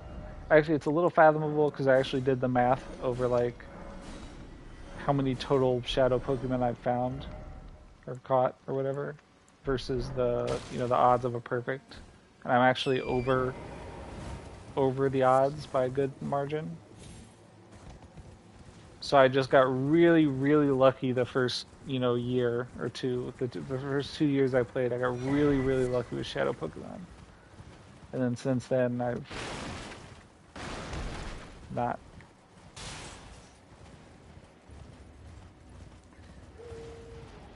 I guess I say lucky, but of the 6 perfect Shadow Pokemon I've had, 2 of them were Shuckle.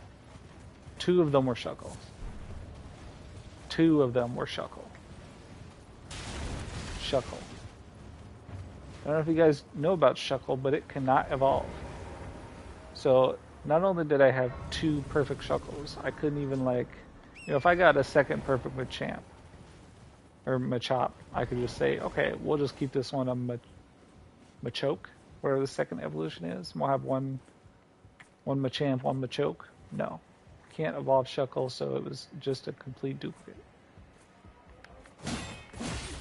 Very annoying. I actually purified my second, holy shit, a 3 and a 4? No way. I purified my my second Shuckle because there was just no...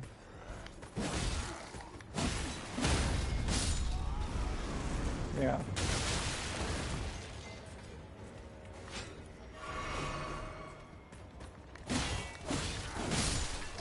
You know, before my time, when they first introduced shadows, you could trade shadows.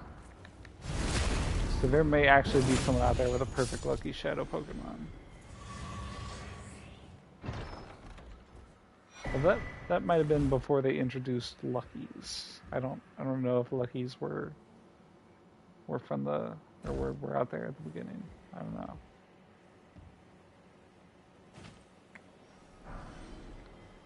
Okay, I'm pushing my luck being this deep in Caelid, but oh, see, I've already unlocked this.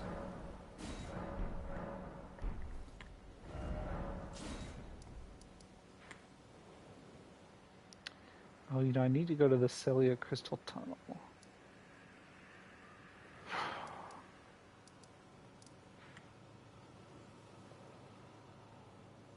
Oh shit, I need to go to Fort Height. I didn't even finish Fort Height. Anyway, all I'm saying is I want another perfect shadow, and I would love it to be a legendary. That would be very cool. I did get a 98 Shadow Lugia in Lugia Raid Day. So I'm going to power that one up because I'm, you know, odds are I'll never get a better one.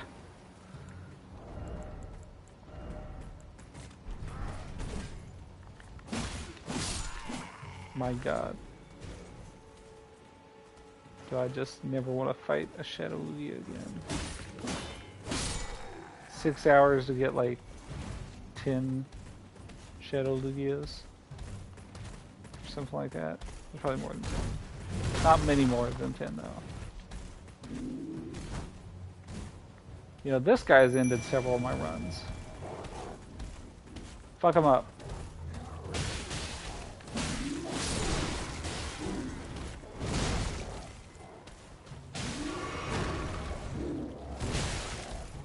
What are you doing?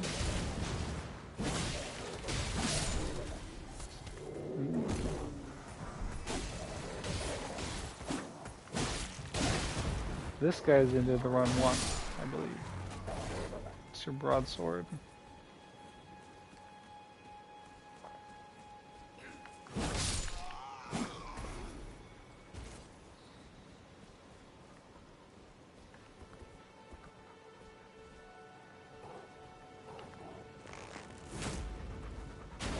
You son of a bitch.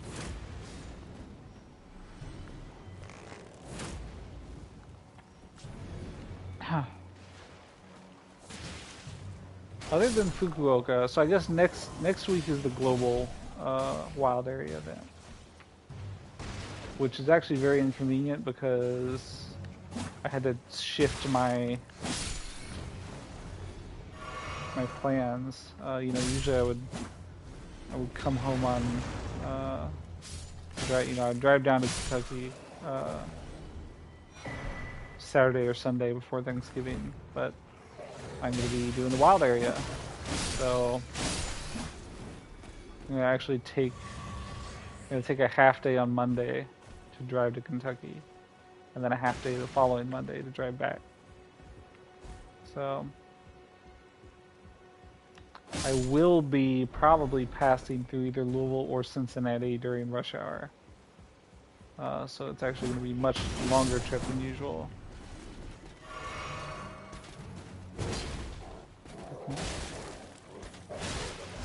Ha!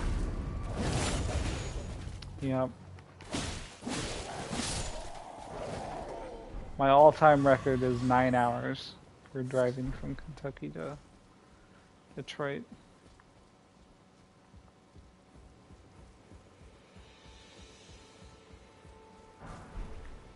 I think that was when there was a heavy rain for a good portion of the trip.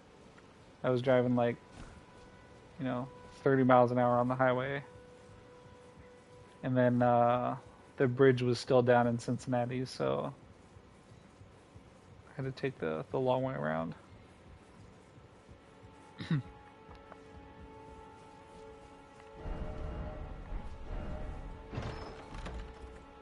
I did find a new group of traders in Clawson. Very annoying because they trade on Wednesdays, which is raid day, which I usually go to Dearborn for. That's where I go to, do all my Dearborn trades. And it's farther away. Yeah, and it's farther away, and I have to get raid hours at 6, so I'm basically I either have to leave at like at 4:45 or something and spend an hour and 45 minutes driving there during rush hour, or I leave like at 3 or something and spend 20 minutes driving there, but then I have to wait around for 2 hours or whatever. Very inconvenient. But I got some good trades. Finally found someone to trade me scatterbugs. No one else collects scatterbugs. That's not true. Probably a lot of people do, but the people I trade with normally do not. So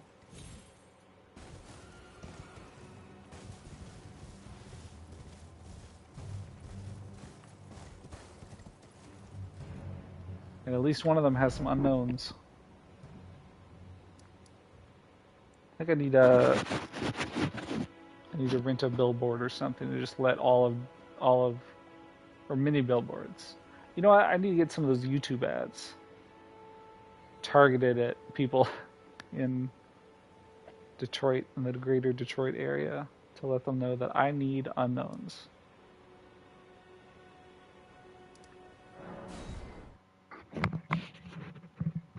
Yeah.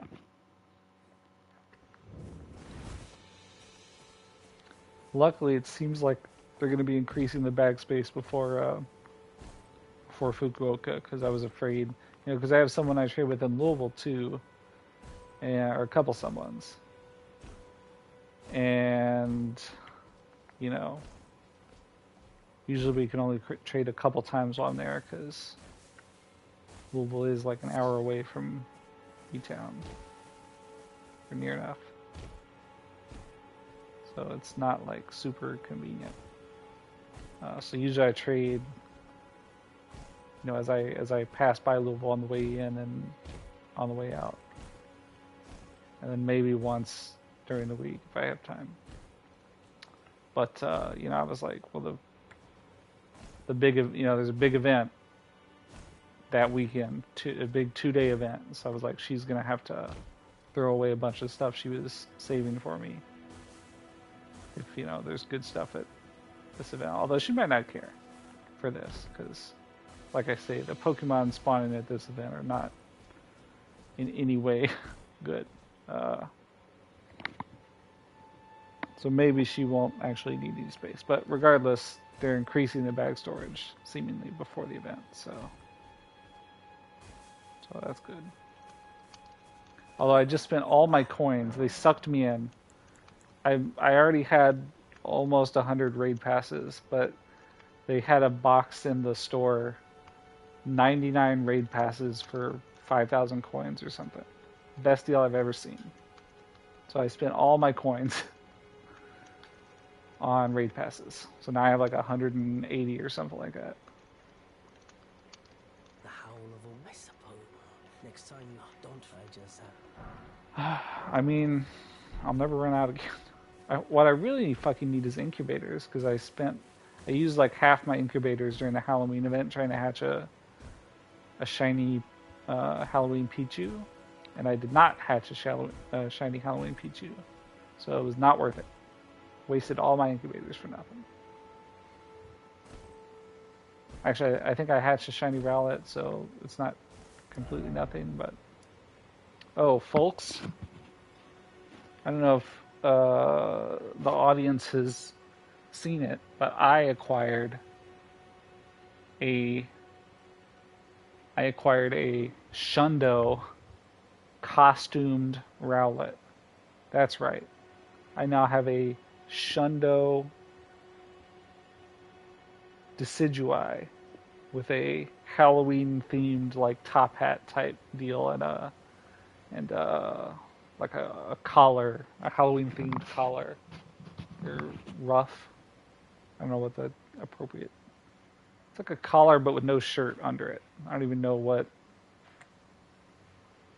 that is, but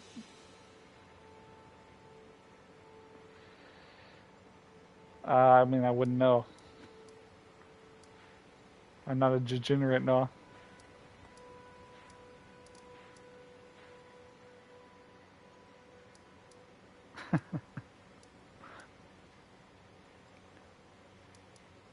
Howling in the Mistwood. Anyway, it's pretty awesome. Not to brag.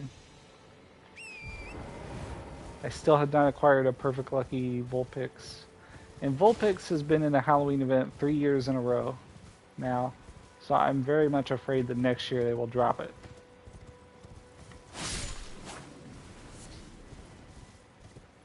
But I did get, yeah, I mean, they introduced 2 new costumes this year. Although they still have, you know what, Piplup.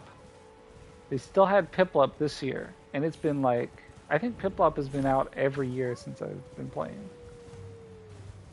Although it was not spawning very frequently, I'll say that. Oh shit, I woke up the Rune Bear. Discretion is the better part of valor. Oh, that's alright. Keep following me.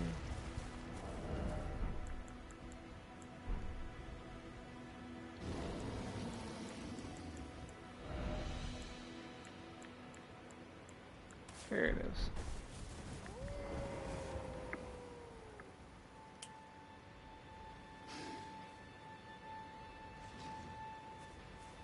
Oh boy, right next to the Rune Bear.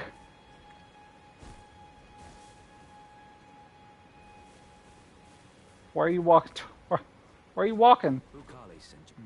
The name's Bloody Fled, so come tell me if I can offer you. Daryl, I'm in need of. Time to get the fuck out of here. I don't even know where I'm going. I'm just going. Anyway, I did get a Halloween Gengar shiny. 2 of them actually, so I have 1 for trade. And folks, heartbreaking news. I traded with someone and got a perfect Spiritomb, but it was not lucky. Absolutely devastating. So the search continues.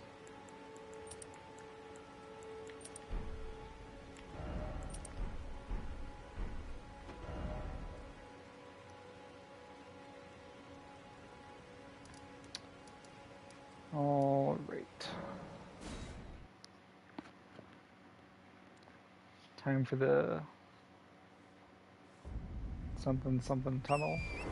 No, tunnel, overlook, overpass, something like that.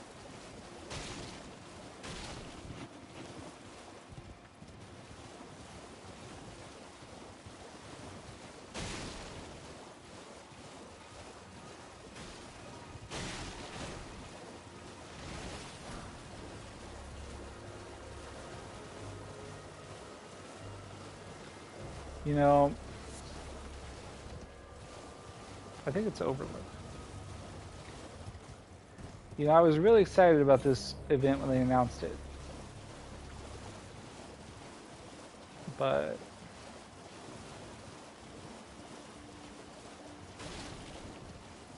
it's just so bad. Other than, I mean, the only cool thing is they're, you know, releasing Toxel and electricity. The last baby Pokemon.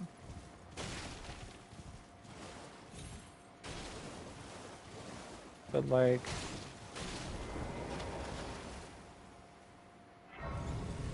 you know, they're gonna have good raid bosses, but nothing I specifically need.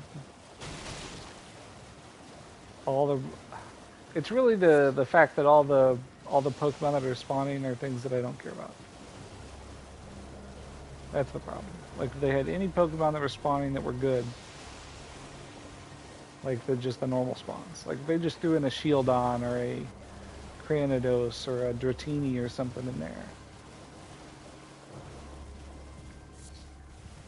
But they didn't. It's all like Diglett and Voltorb and crap like that.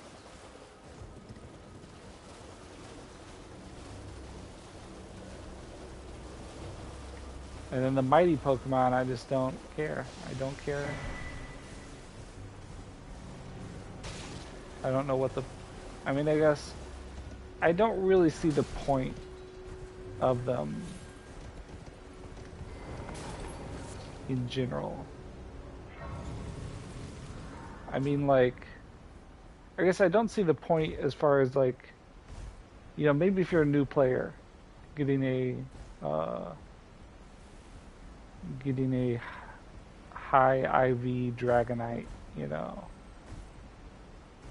will be cool. But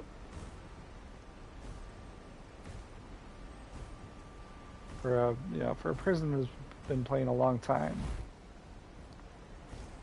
I have several perfect Dragonites.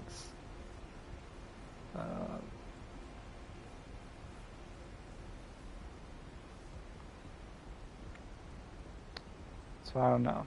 I mean, Dragonite has been, or Dratini has been in multiple community days, multiple spotlight hours. Maybe not. Maybe it's only been one spotlight hour. Anyway, been out a lot. I feel like all the seems like all the Pokemon that are going to be mighty Pokemon are like Kanto Pokemon that have been out since the game came out, you know? That's, you know, I don't think that's true. I don't think they're all Kanto Pokemon, but nothing that's in any way close to new. So I don't know. And also I feel like nothing that's like for instance, one of the mighty Pokemon is Venusaur.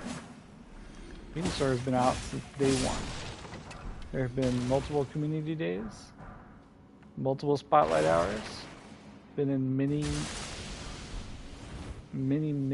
events. I'm fucking poisoned. You know what? Let's just start over. Many events. Everyone has, you know, anyone who's been playing for very long has a shiny or 10. Easy to get good ones. And on top of all that, they just released, or you know, they just last month or the month before they introduced Dynamax Bulbasaur, and then right after that they introduced Gigantamax Bulbasaur. But it's not like Megas where you can, you know, you do a Mega Raid or 2 or 3 or whatever, and then you get the Mega Energy, and then you evolve a Blastoise into Mega Blastoise, or Venusaur into Mega Venusaur. You know, and I don't remember how it works in the actual game, but you know, you catch a Gigantamax or Dynamax Bulbasaur or Venusaur in a raid, in a max battle, and then you can use that, you know, that specific Bulbasaur or Venusaur in a Dynamax battle. Like, the perfect lucky level 50 Venusaur with both moves that I got like 4 years ago, that I sunk a lot of time and Stardust into to make it as good as it could be, cannot Dynamax. There's no way to make a Dynamax, no way to make a Gigantamax. So what's the point of the mighty Venusaur when I already have a Gigantamax Venusaur and a perfect Venusaur, and you cannot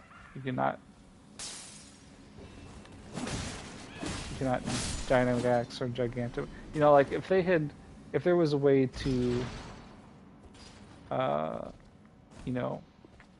enable Gigantamaxing on an existing Pokemon, then it would make sense. Having the mighty Venusaur as part of this event would make sense, because there's like, now Venusaur is a high value item because it can now Gigantamax. So it's the best thing for a lot of max raids or max battles, whatever. But you can't do that. So what's the point? I don't know. I mean, like I say, I'm sure for some people it's good. Just not for me. I'm too hardcore of a player for this to be beneficial for me. If you're a casual player and you just want to do this event, I could see, it'd be helpful, but like I say, not even that helpful, because it doesn't let you do Gigantamax. So I don't know. Suffice to say, I am not going to be working too hard during this event. Perhaps I might just spend the whole time looking for Shundos. I guess that's the real benefit. I can try to get a Shundo of whatever, even if it's just the even a Shundo Voltor would be good. Any Shundo is worth it. So I might just be doing that the whole time. Also, there's a limit to the problem with the Dynamax battles, and again, I don't know how it is in the main game, but you collect max particles, and max particles are both the currency that you use to participate in a max battle, and the currency that you use to power up or to add the max moves on a Pokemon. So, and there's a limit to how many you can get a day, which is 800, and there's a limit to how many you can hold, which is 1,000. Now for the event, they are increasing that to... They're increasing that to a higher number, which is... Fuck if I know, just for fun, say it's 2,000. It's not a lot. It's not like a huge increase. So say it's 2,000. That means you can do, twice as many raids as normal. I don't know how much... Twice as many battles as normal. I don't know how much Toxtricity is going to cost, but I'm guessing like 500. So max, you can do 4 Toxtricity battles. And that's like the... one of the... Oh god, well...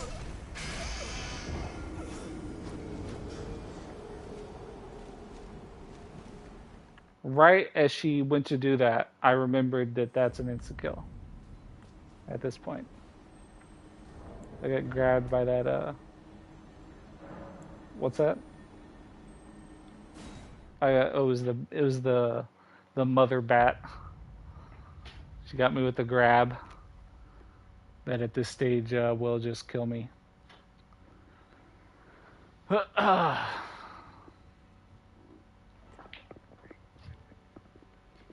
Yep, yep. I messed up my sequence and I didn't end up killing her before she like got off the ground. And then I was too distracted to think, well, I need to back out and come back again and do this where she's not flying around. Or summon my wolves or something,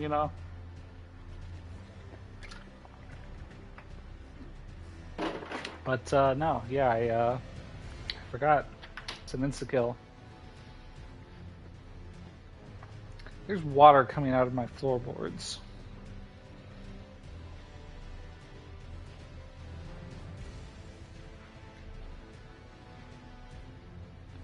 Oh, if it's not one thing, it's another.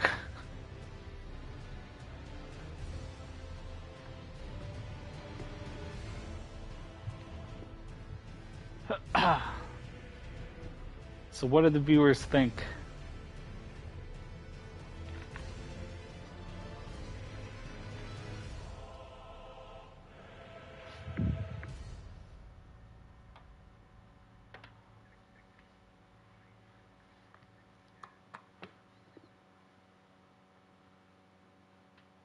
It wouldn't have left.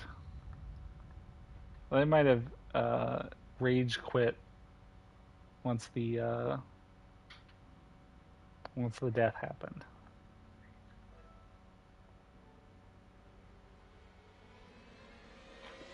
Let's see, where do I see? Where do I see viewers?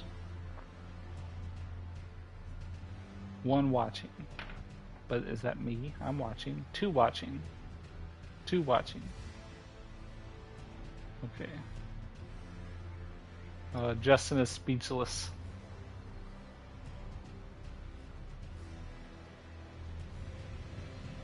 Bum, bum, bum.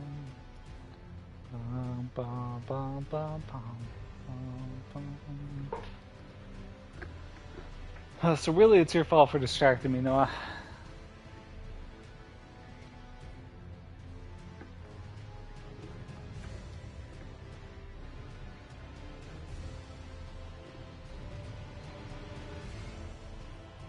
Alright, this is now a just chatting stream. Oh my god, fuck me, it's 12:08. Son of a bitch.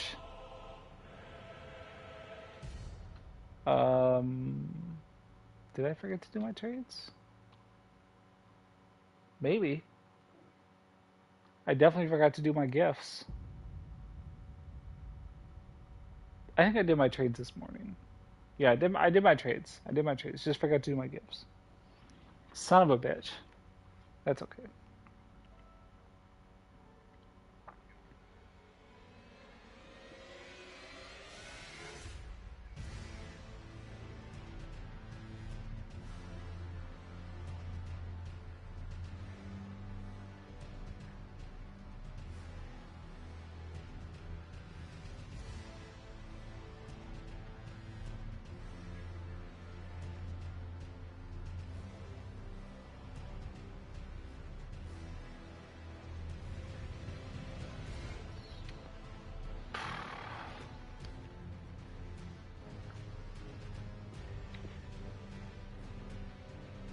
I need to set myself an alarm for like 11:30 to make sure I do my gifts.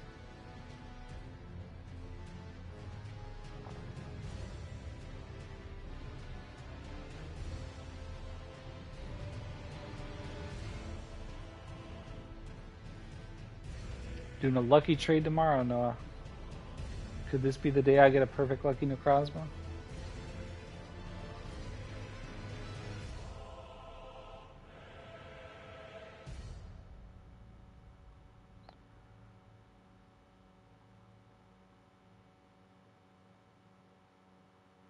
Or were you watching a stream earlier?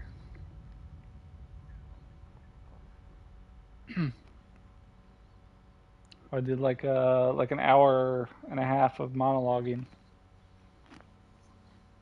It's probably exaggeration. What's that? Oh yeah, riveting stuff.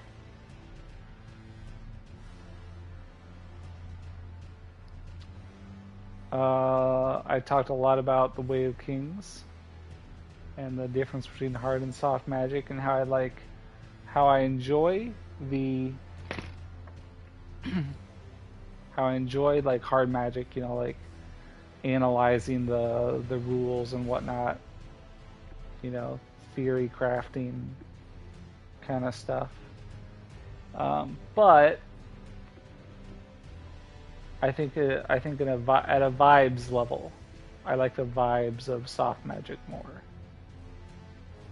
You know, and I was saying how Way of Kings has gotten, or sorry, Stormlight Archives. You know, I'm early stages of book 4 right now, and it has gotten a lot less mysterious as it's gone on, which you would expect, right? I mean, obviously, you know, they're revealing all the like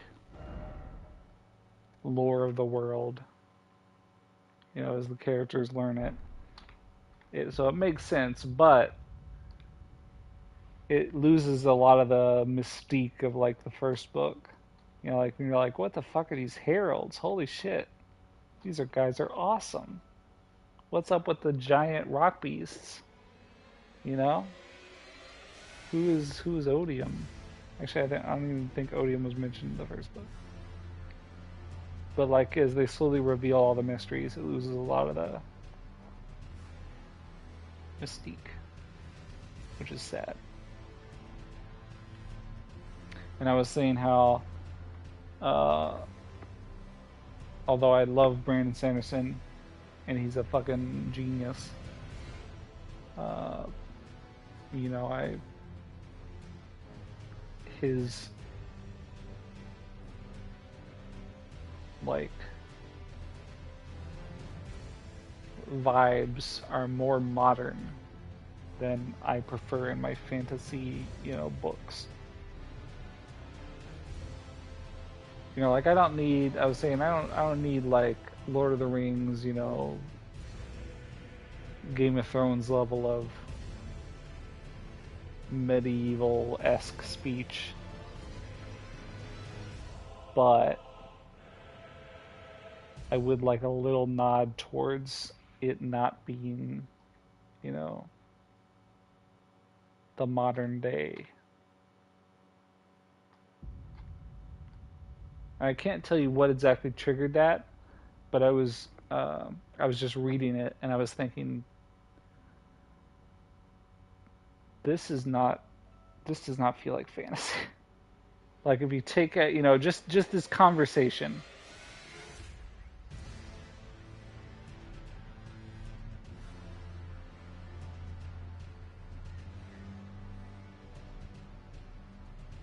Yeah, I brought that up. I was like, yeah, they are like studying magic, but they have like an actual scientific, you know, they don't mention the scientific method, but like they have scholars who are actually, you know, analytically studying the properties of the magic, and I'm like, it's cool, you know. It is cool. I enjoy being able to theory craft, like, you know, but it does lose the vibes. And then a lot of, you know, and then the in more of a general sense, the characters will just talk and you'll be like, they're using like modern terminology for whatever, you know, like that's not something you would expect to hear.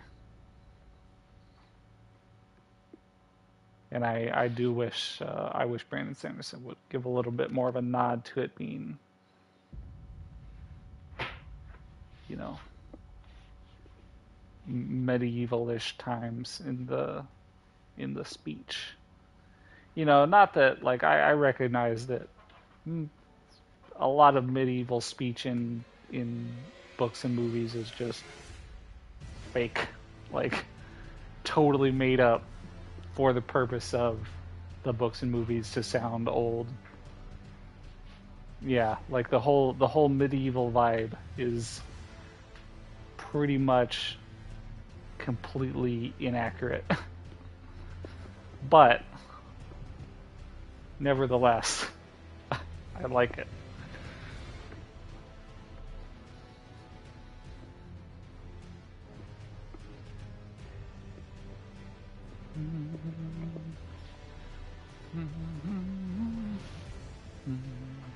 What is it they called, PTSD in the book? What did they call PTSD in the book?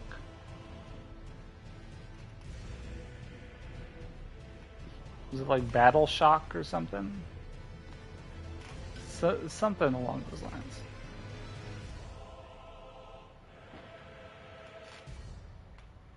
Yeah, exactly.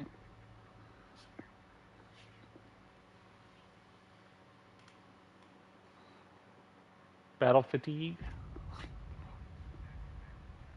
I think maybe they used both of those terms.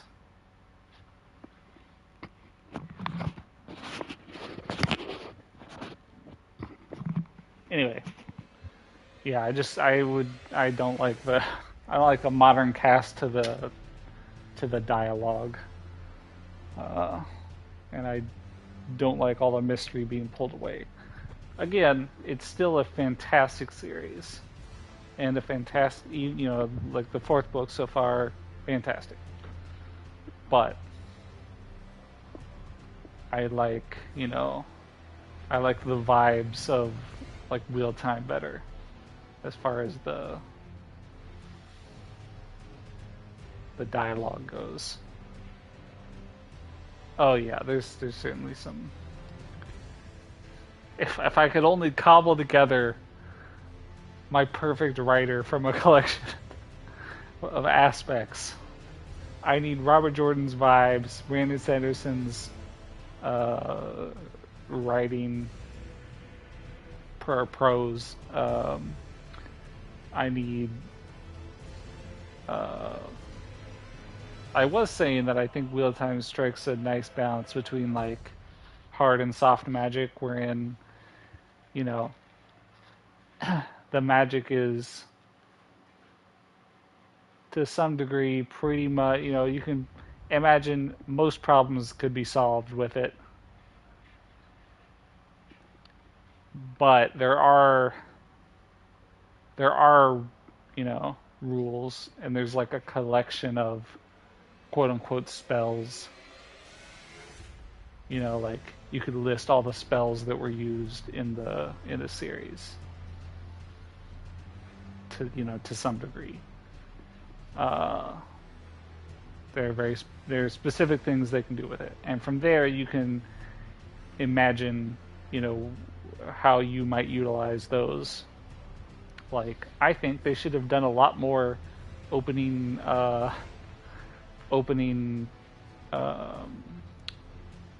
gateways and slicing people in half. Just seems like a very easy method to kill people that they don't ever do.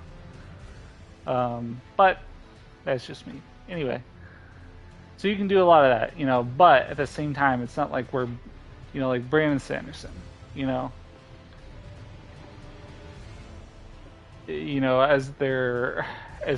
I'm listening to all the explanations of how fabrials work, like all the gemstones and the different metals and whatnot. And I'm like, okay, if he lays this all out, then I could craft, I could like mentally,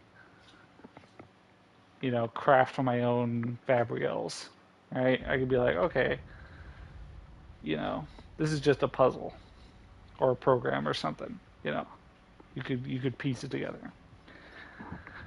So I like the balance there. Like, if you get these like very low level rules, which Brandon Sanderson gives, which are basically like, the building block, they're like the physical laws of the universe, but for magic. Then, in theory, you, the reader, could imagine, a bunch of shit. And I do like doing that, but I think it takes away from the, again, I think it takes away from the vibe if I'm sitting there doing that. So I think I like the balance where it's you have a good knowledge of what can be done, but they never go into like, this is how weaves are constructed, and you know pairing. They don't draw the pictures where, like, if you pair air and water in this configuration, then it does this thing. And I could be like, oh well. King Killer Chronicles. I mean, I like them all, but I do think, well, it's I guess it's a little tough because it's kind of a mix, right? Because they have the really hard magic of like sympathy and whatnot, but at the same time, they also have very soft magic of naming and some of the other stuff that goes on with fairies and stuff. So it's a little of both. But I do like the vibes better in that one. That's you get rid of all the modern vibes. It feels very medieval-y.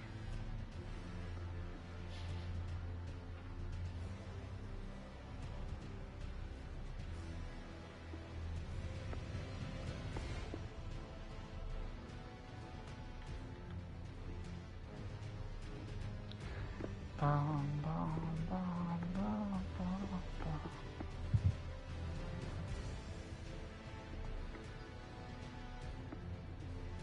Oh, I see how it is. I've got it. I think so. Because Justin and I were discussing it at one point, and then that never materialized at Justin.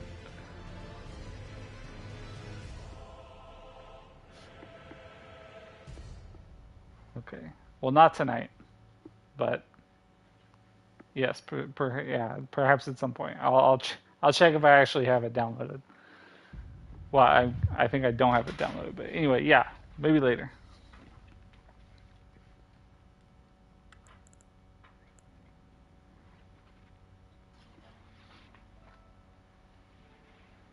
All right, do we still have any viewers?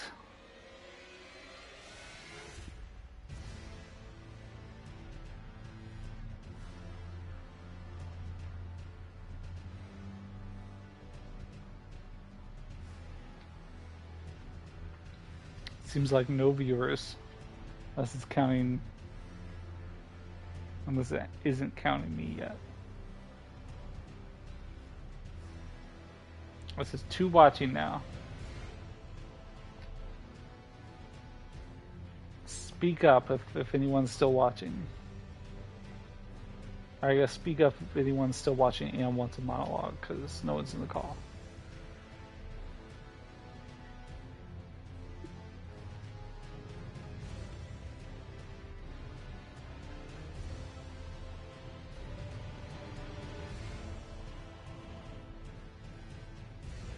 Okay, we still have some viewers, folks. But I will accept new topics.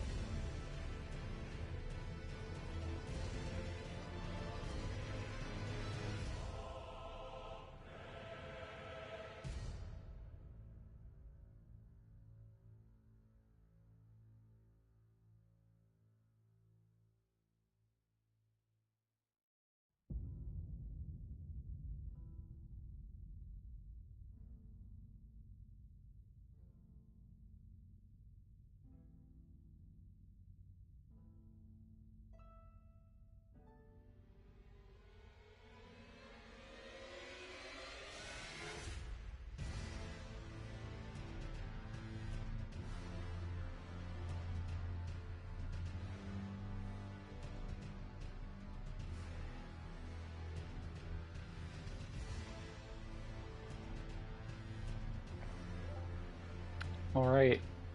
We have had no submissions for conversation topics.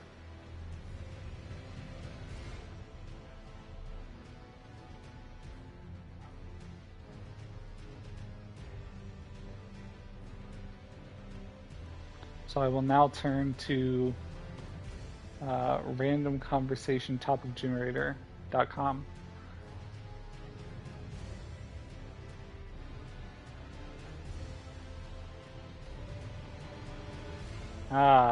Topic number 1, video games.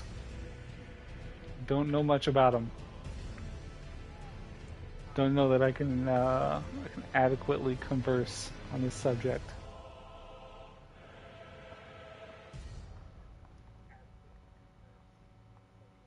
These are all very broad topics. Money. I enjoy money. I wish I had more money. I lost a lot of money today, or in the last few days since I last checked my accounts. A huge amount of money. Absolutely ridiculous. Although now that I think about it, I think I just got a stock vest, so I wonder if that just changed the way it was the way the number was calculated. Like if it moved to a different account that was not included in the number I was looking at. Maybe I should check into that. Okay. Long-time viewers may be aware that I once collected coins. Foreign coins mostly, obviously, but I did collect quarters as well, like state quarters, you know. Back before they got the really cool quarters. When the state quarters first came out, you know, I got the set, most of the set anyway.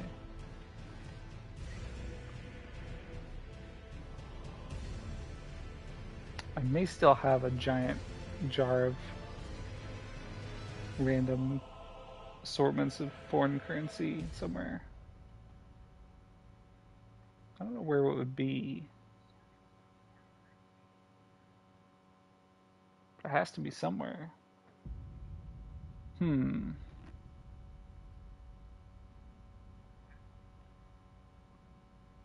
a very limited number of places in my apartment it could be. I don't imagine where, but at the same time, I don't think I ever got rid of them. I don't know where I would have. It's not like I dropped them off at Goodwill or anything. So they must be somewhere.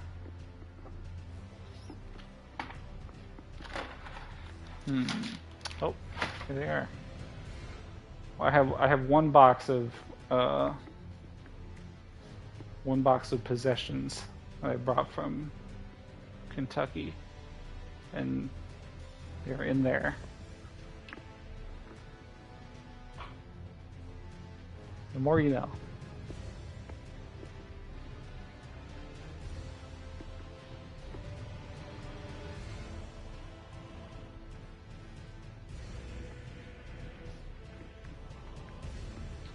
All right. The next topic is the ocean. A very broad topic. I have been to both the Pacific Ocean and the Atlantic Ocean, not to brag. I say been to, well, you know what? I have been to I was going to say that I really only flew over the Atlantic Ocean, but I actually did go to the Atlantic Ocean a long time ago. I was a kid. So, yes, I've been to both oceans. Now, I will say I did not like get wet in the Pacific Ocean. But I went out on Santa Monica Pier, which I think counts. And I was on the beach. I just did not go into the water at any point. Because why would you? Especially in February.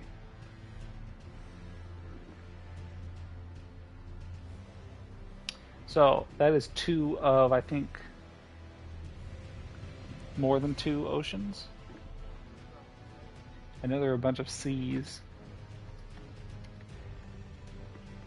There are 5 oceans: Atlantic, Pacific, Indian, Arctic, and Antarctic / Southern. Okay, so I'm 2 of 5.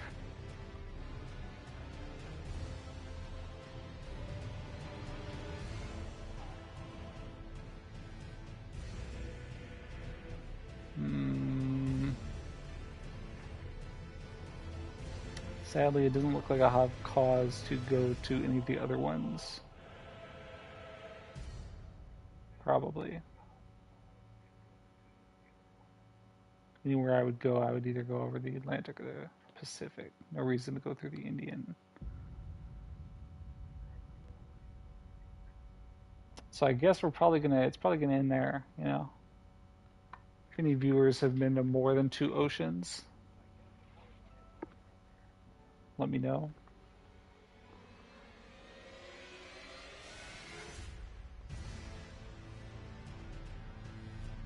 Alright, the next topic is aliens. I'm going to take this a little bit of a different direction. I have just started watching American Dad, which I sort of knew about, you know, as on my periphery. I knew that it was a thing. I'd seen some, you know, clips over the years, but I had no idea it's still fucking going on. It's like 20 seasons deep or something. Pretty crazy. And that show features an alien. And I think it's, you know, based on, I've only seen like the first season at this point. And clearly it's a,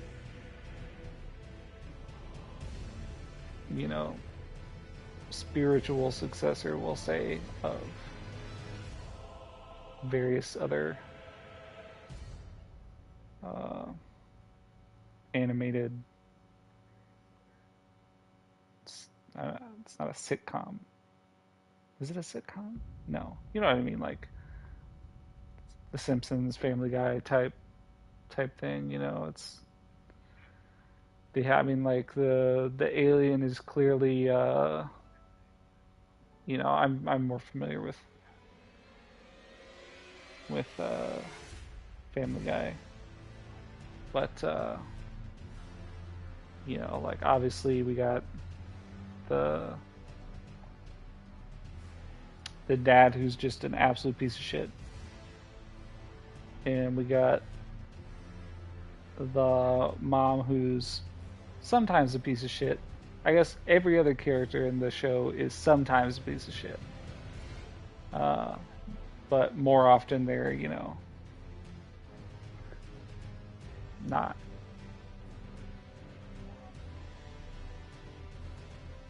And then the alien is obviously like, you know, the wild card, like Stewie is in Family Guy, or, you know, or the Stewie and Brian combo, or like throwing in weird alien powers, or, you know, crazy characters or whatnot all the time. That's my assessment after one season. We'll see. I can imagine as this goes on, it'll probably devolve. What is it? Flanderization. They'll flanderize all the characters to be caricatures of themselves, one imagines. We'll see.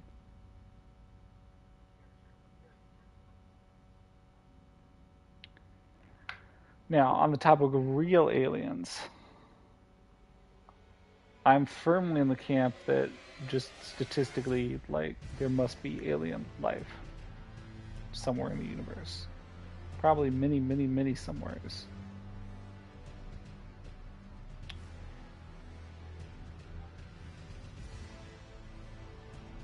However, I think it unlikely that we will ever discover them, just again based on the size of the universe. Every time you like see a conversation about, well, about a lot of topics, but especially about like either AI or you know, space exploration, there's this crazy fucking assumption everyone makes, where they're like, you know, look at how fast technology has progressed in the last, 100 years. Obviously, in another 100 or 200 years, space travel will become trivial, or like, we'll colonize the whole galaxy, we'll just, we'll invent teleportation and wormholes and, faster than light travel and whatnot. And this is just another example of how people are so fucking dumb that I can just not, sometimes I just can't believe that I'm the same, species as some of these fucking idiots. Sorry, that was a little harsh. Completely true though. There are just an unending supply of people who have no capacity for logical thought. Anyway, but there's this huge assumption a lot of people make, which is that, like,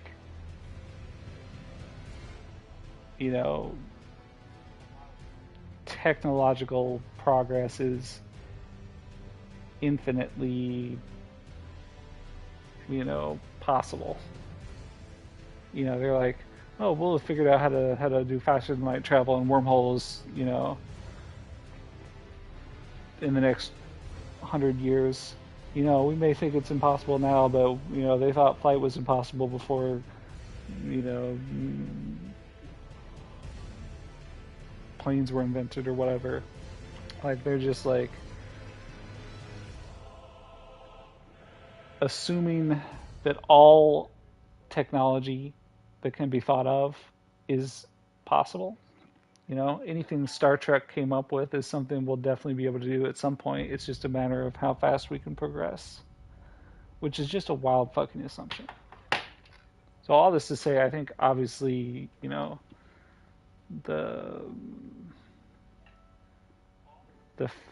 and it brings up another topic of conversation, which is the Fermi paradox. And people like take it as this, like,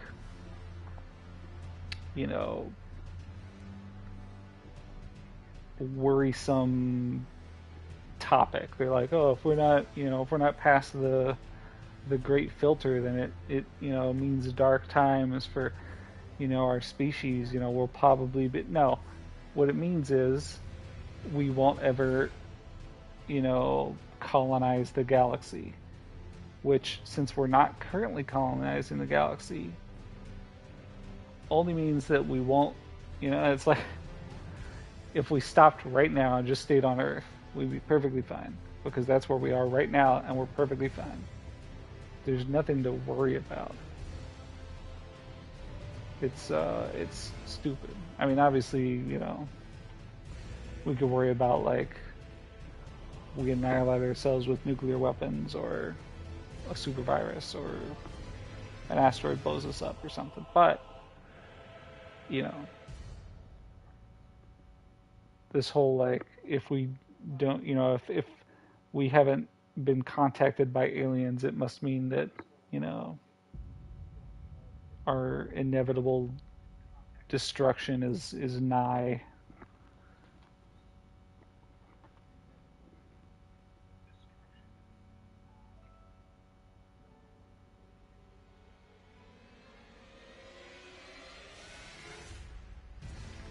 Anyway, all that to say, clearly alien life exists. We almost definitely will never encounter it.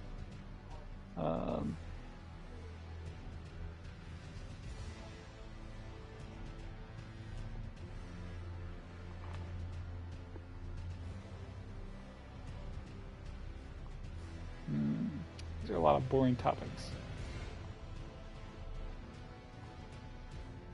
Very vague.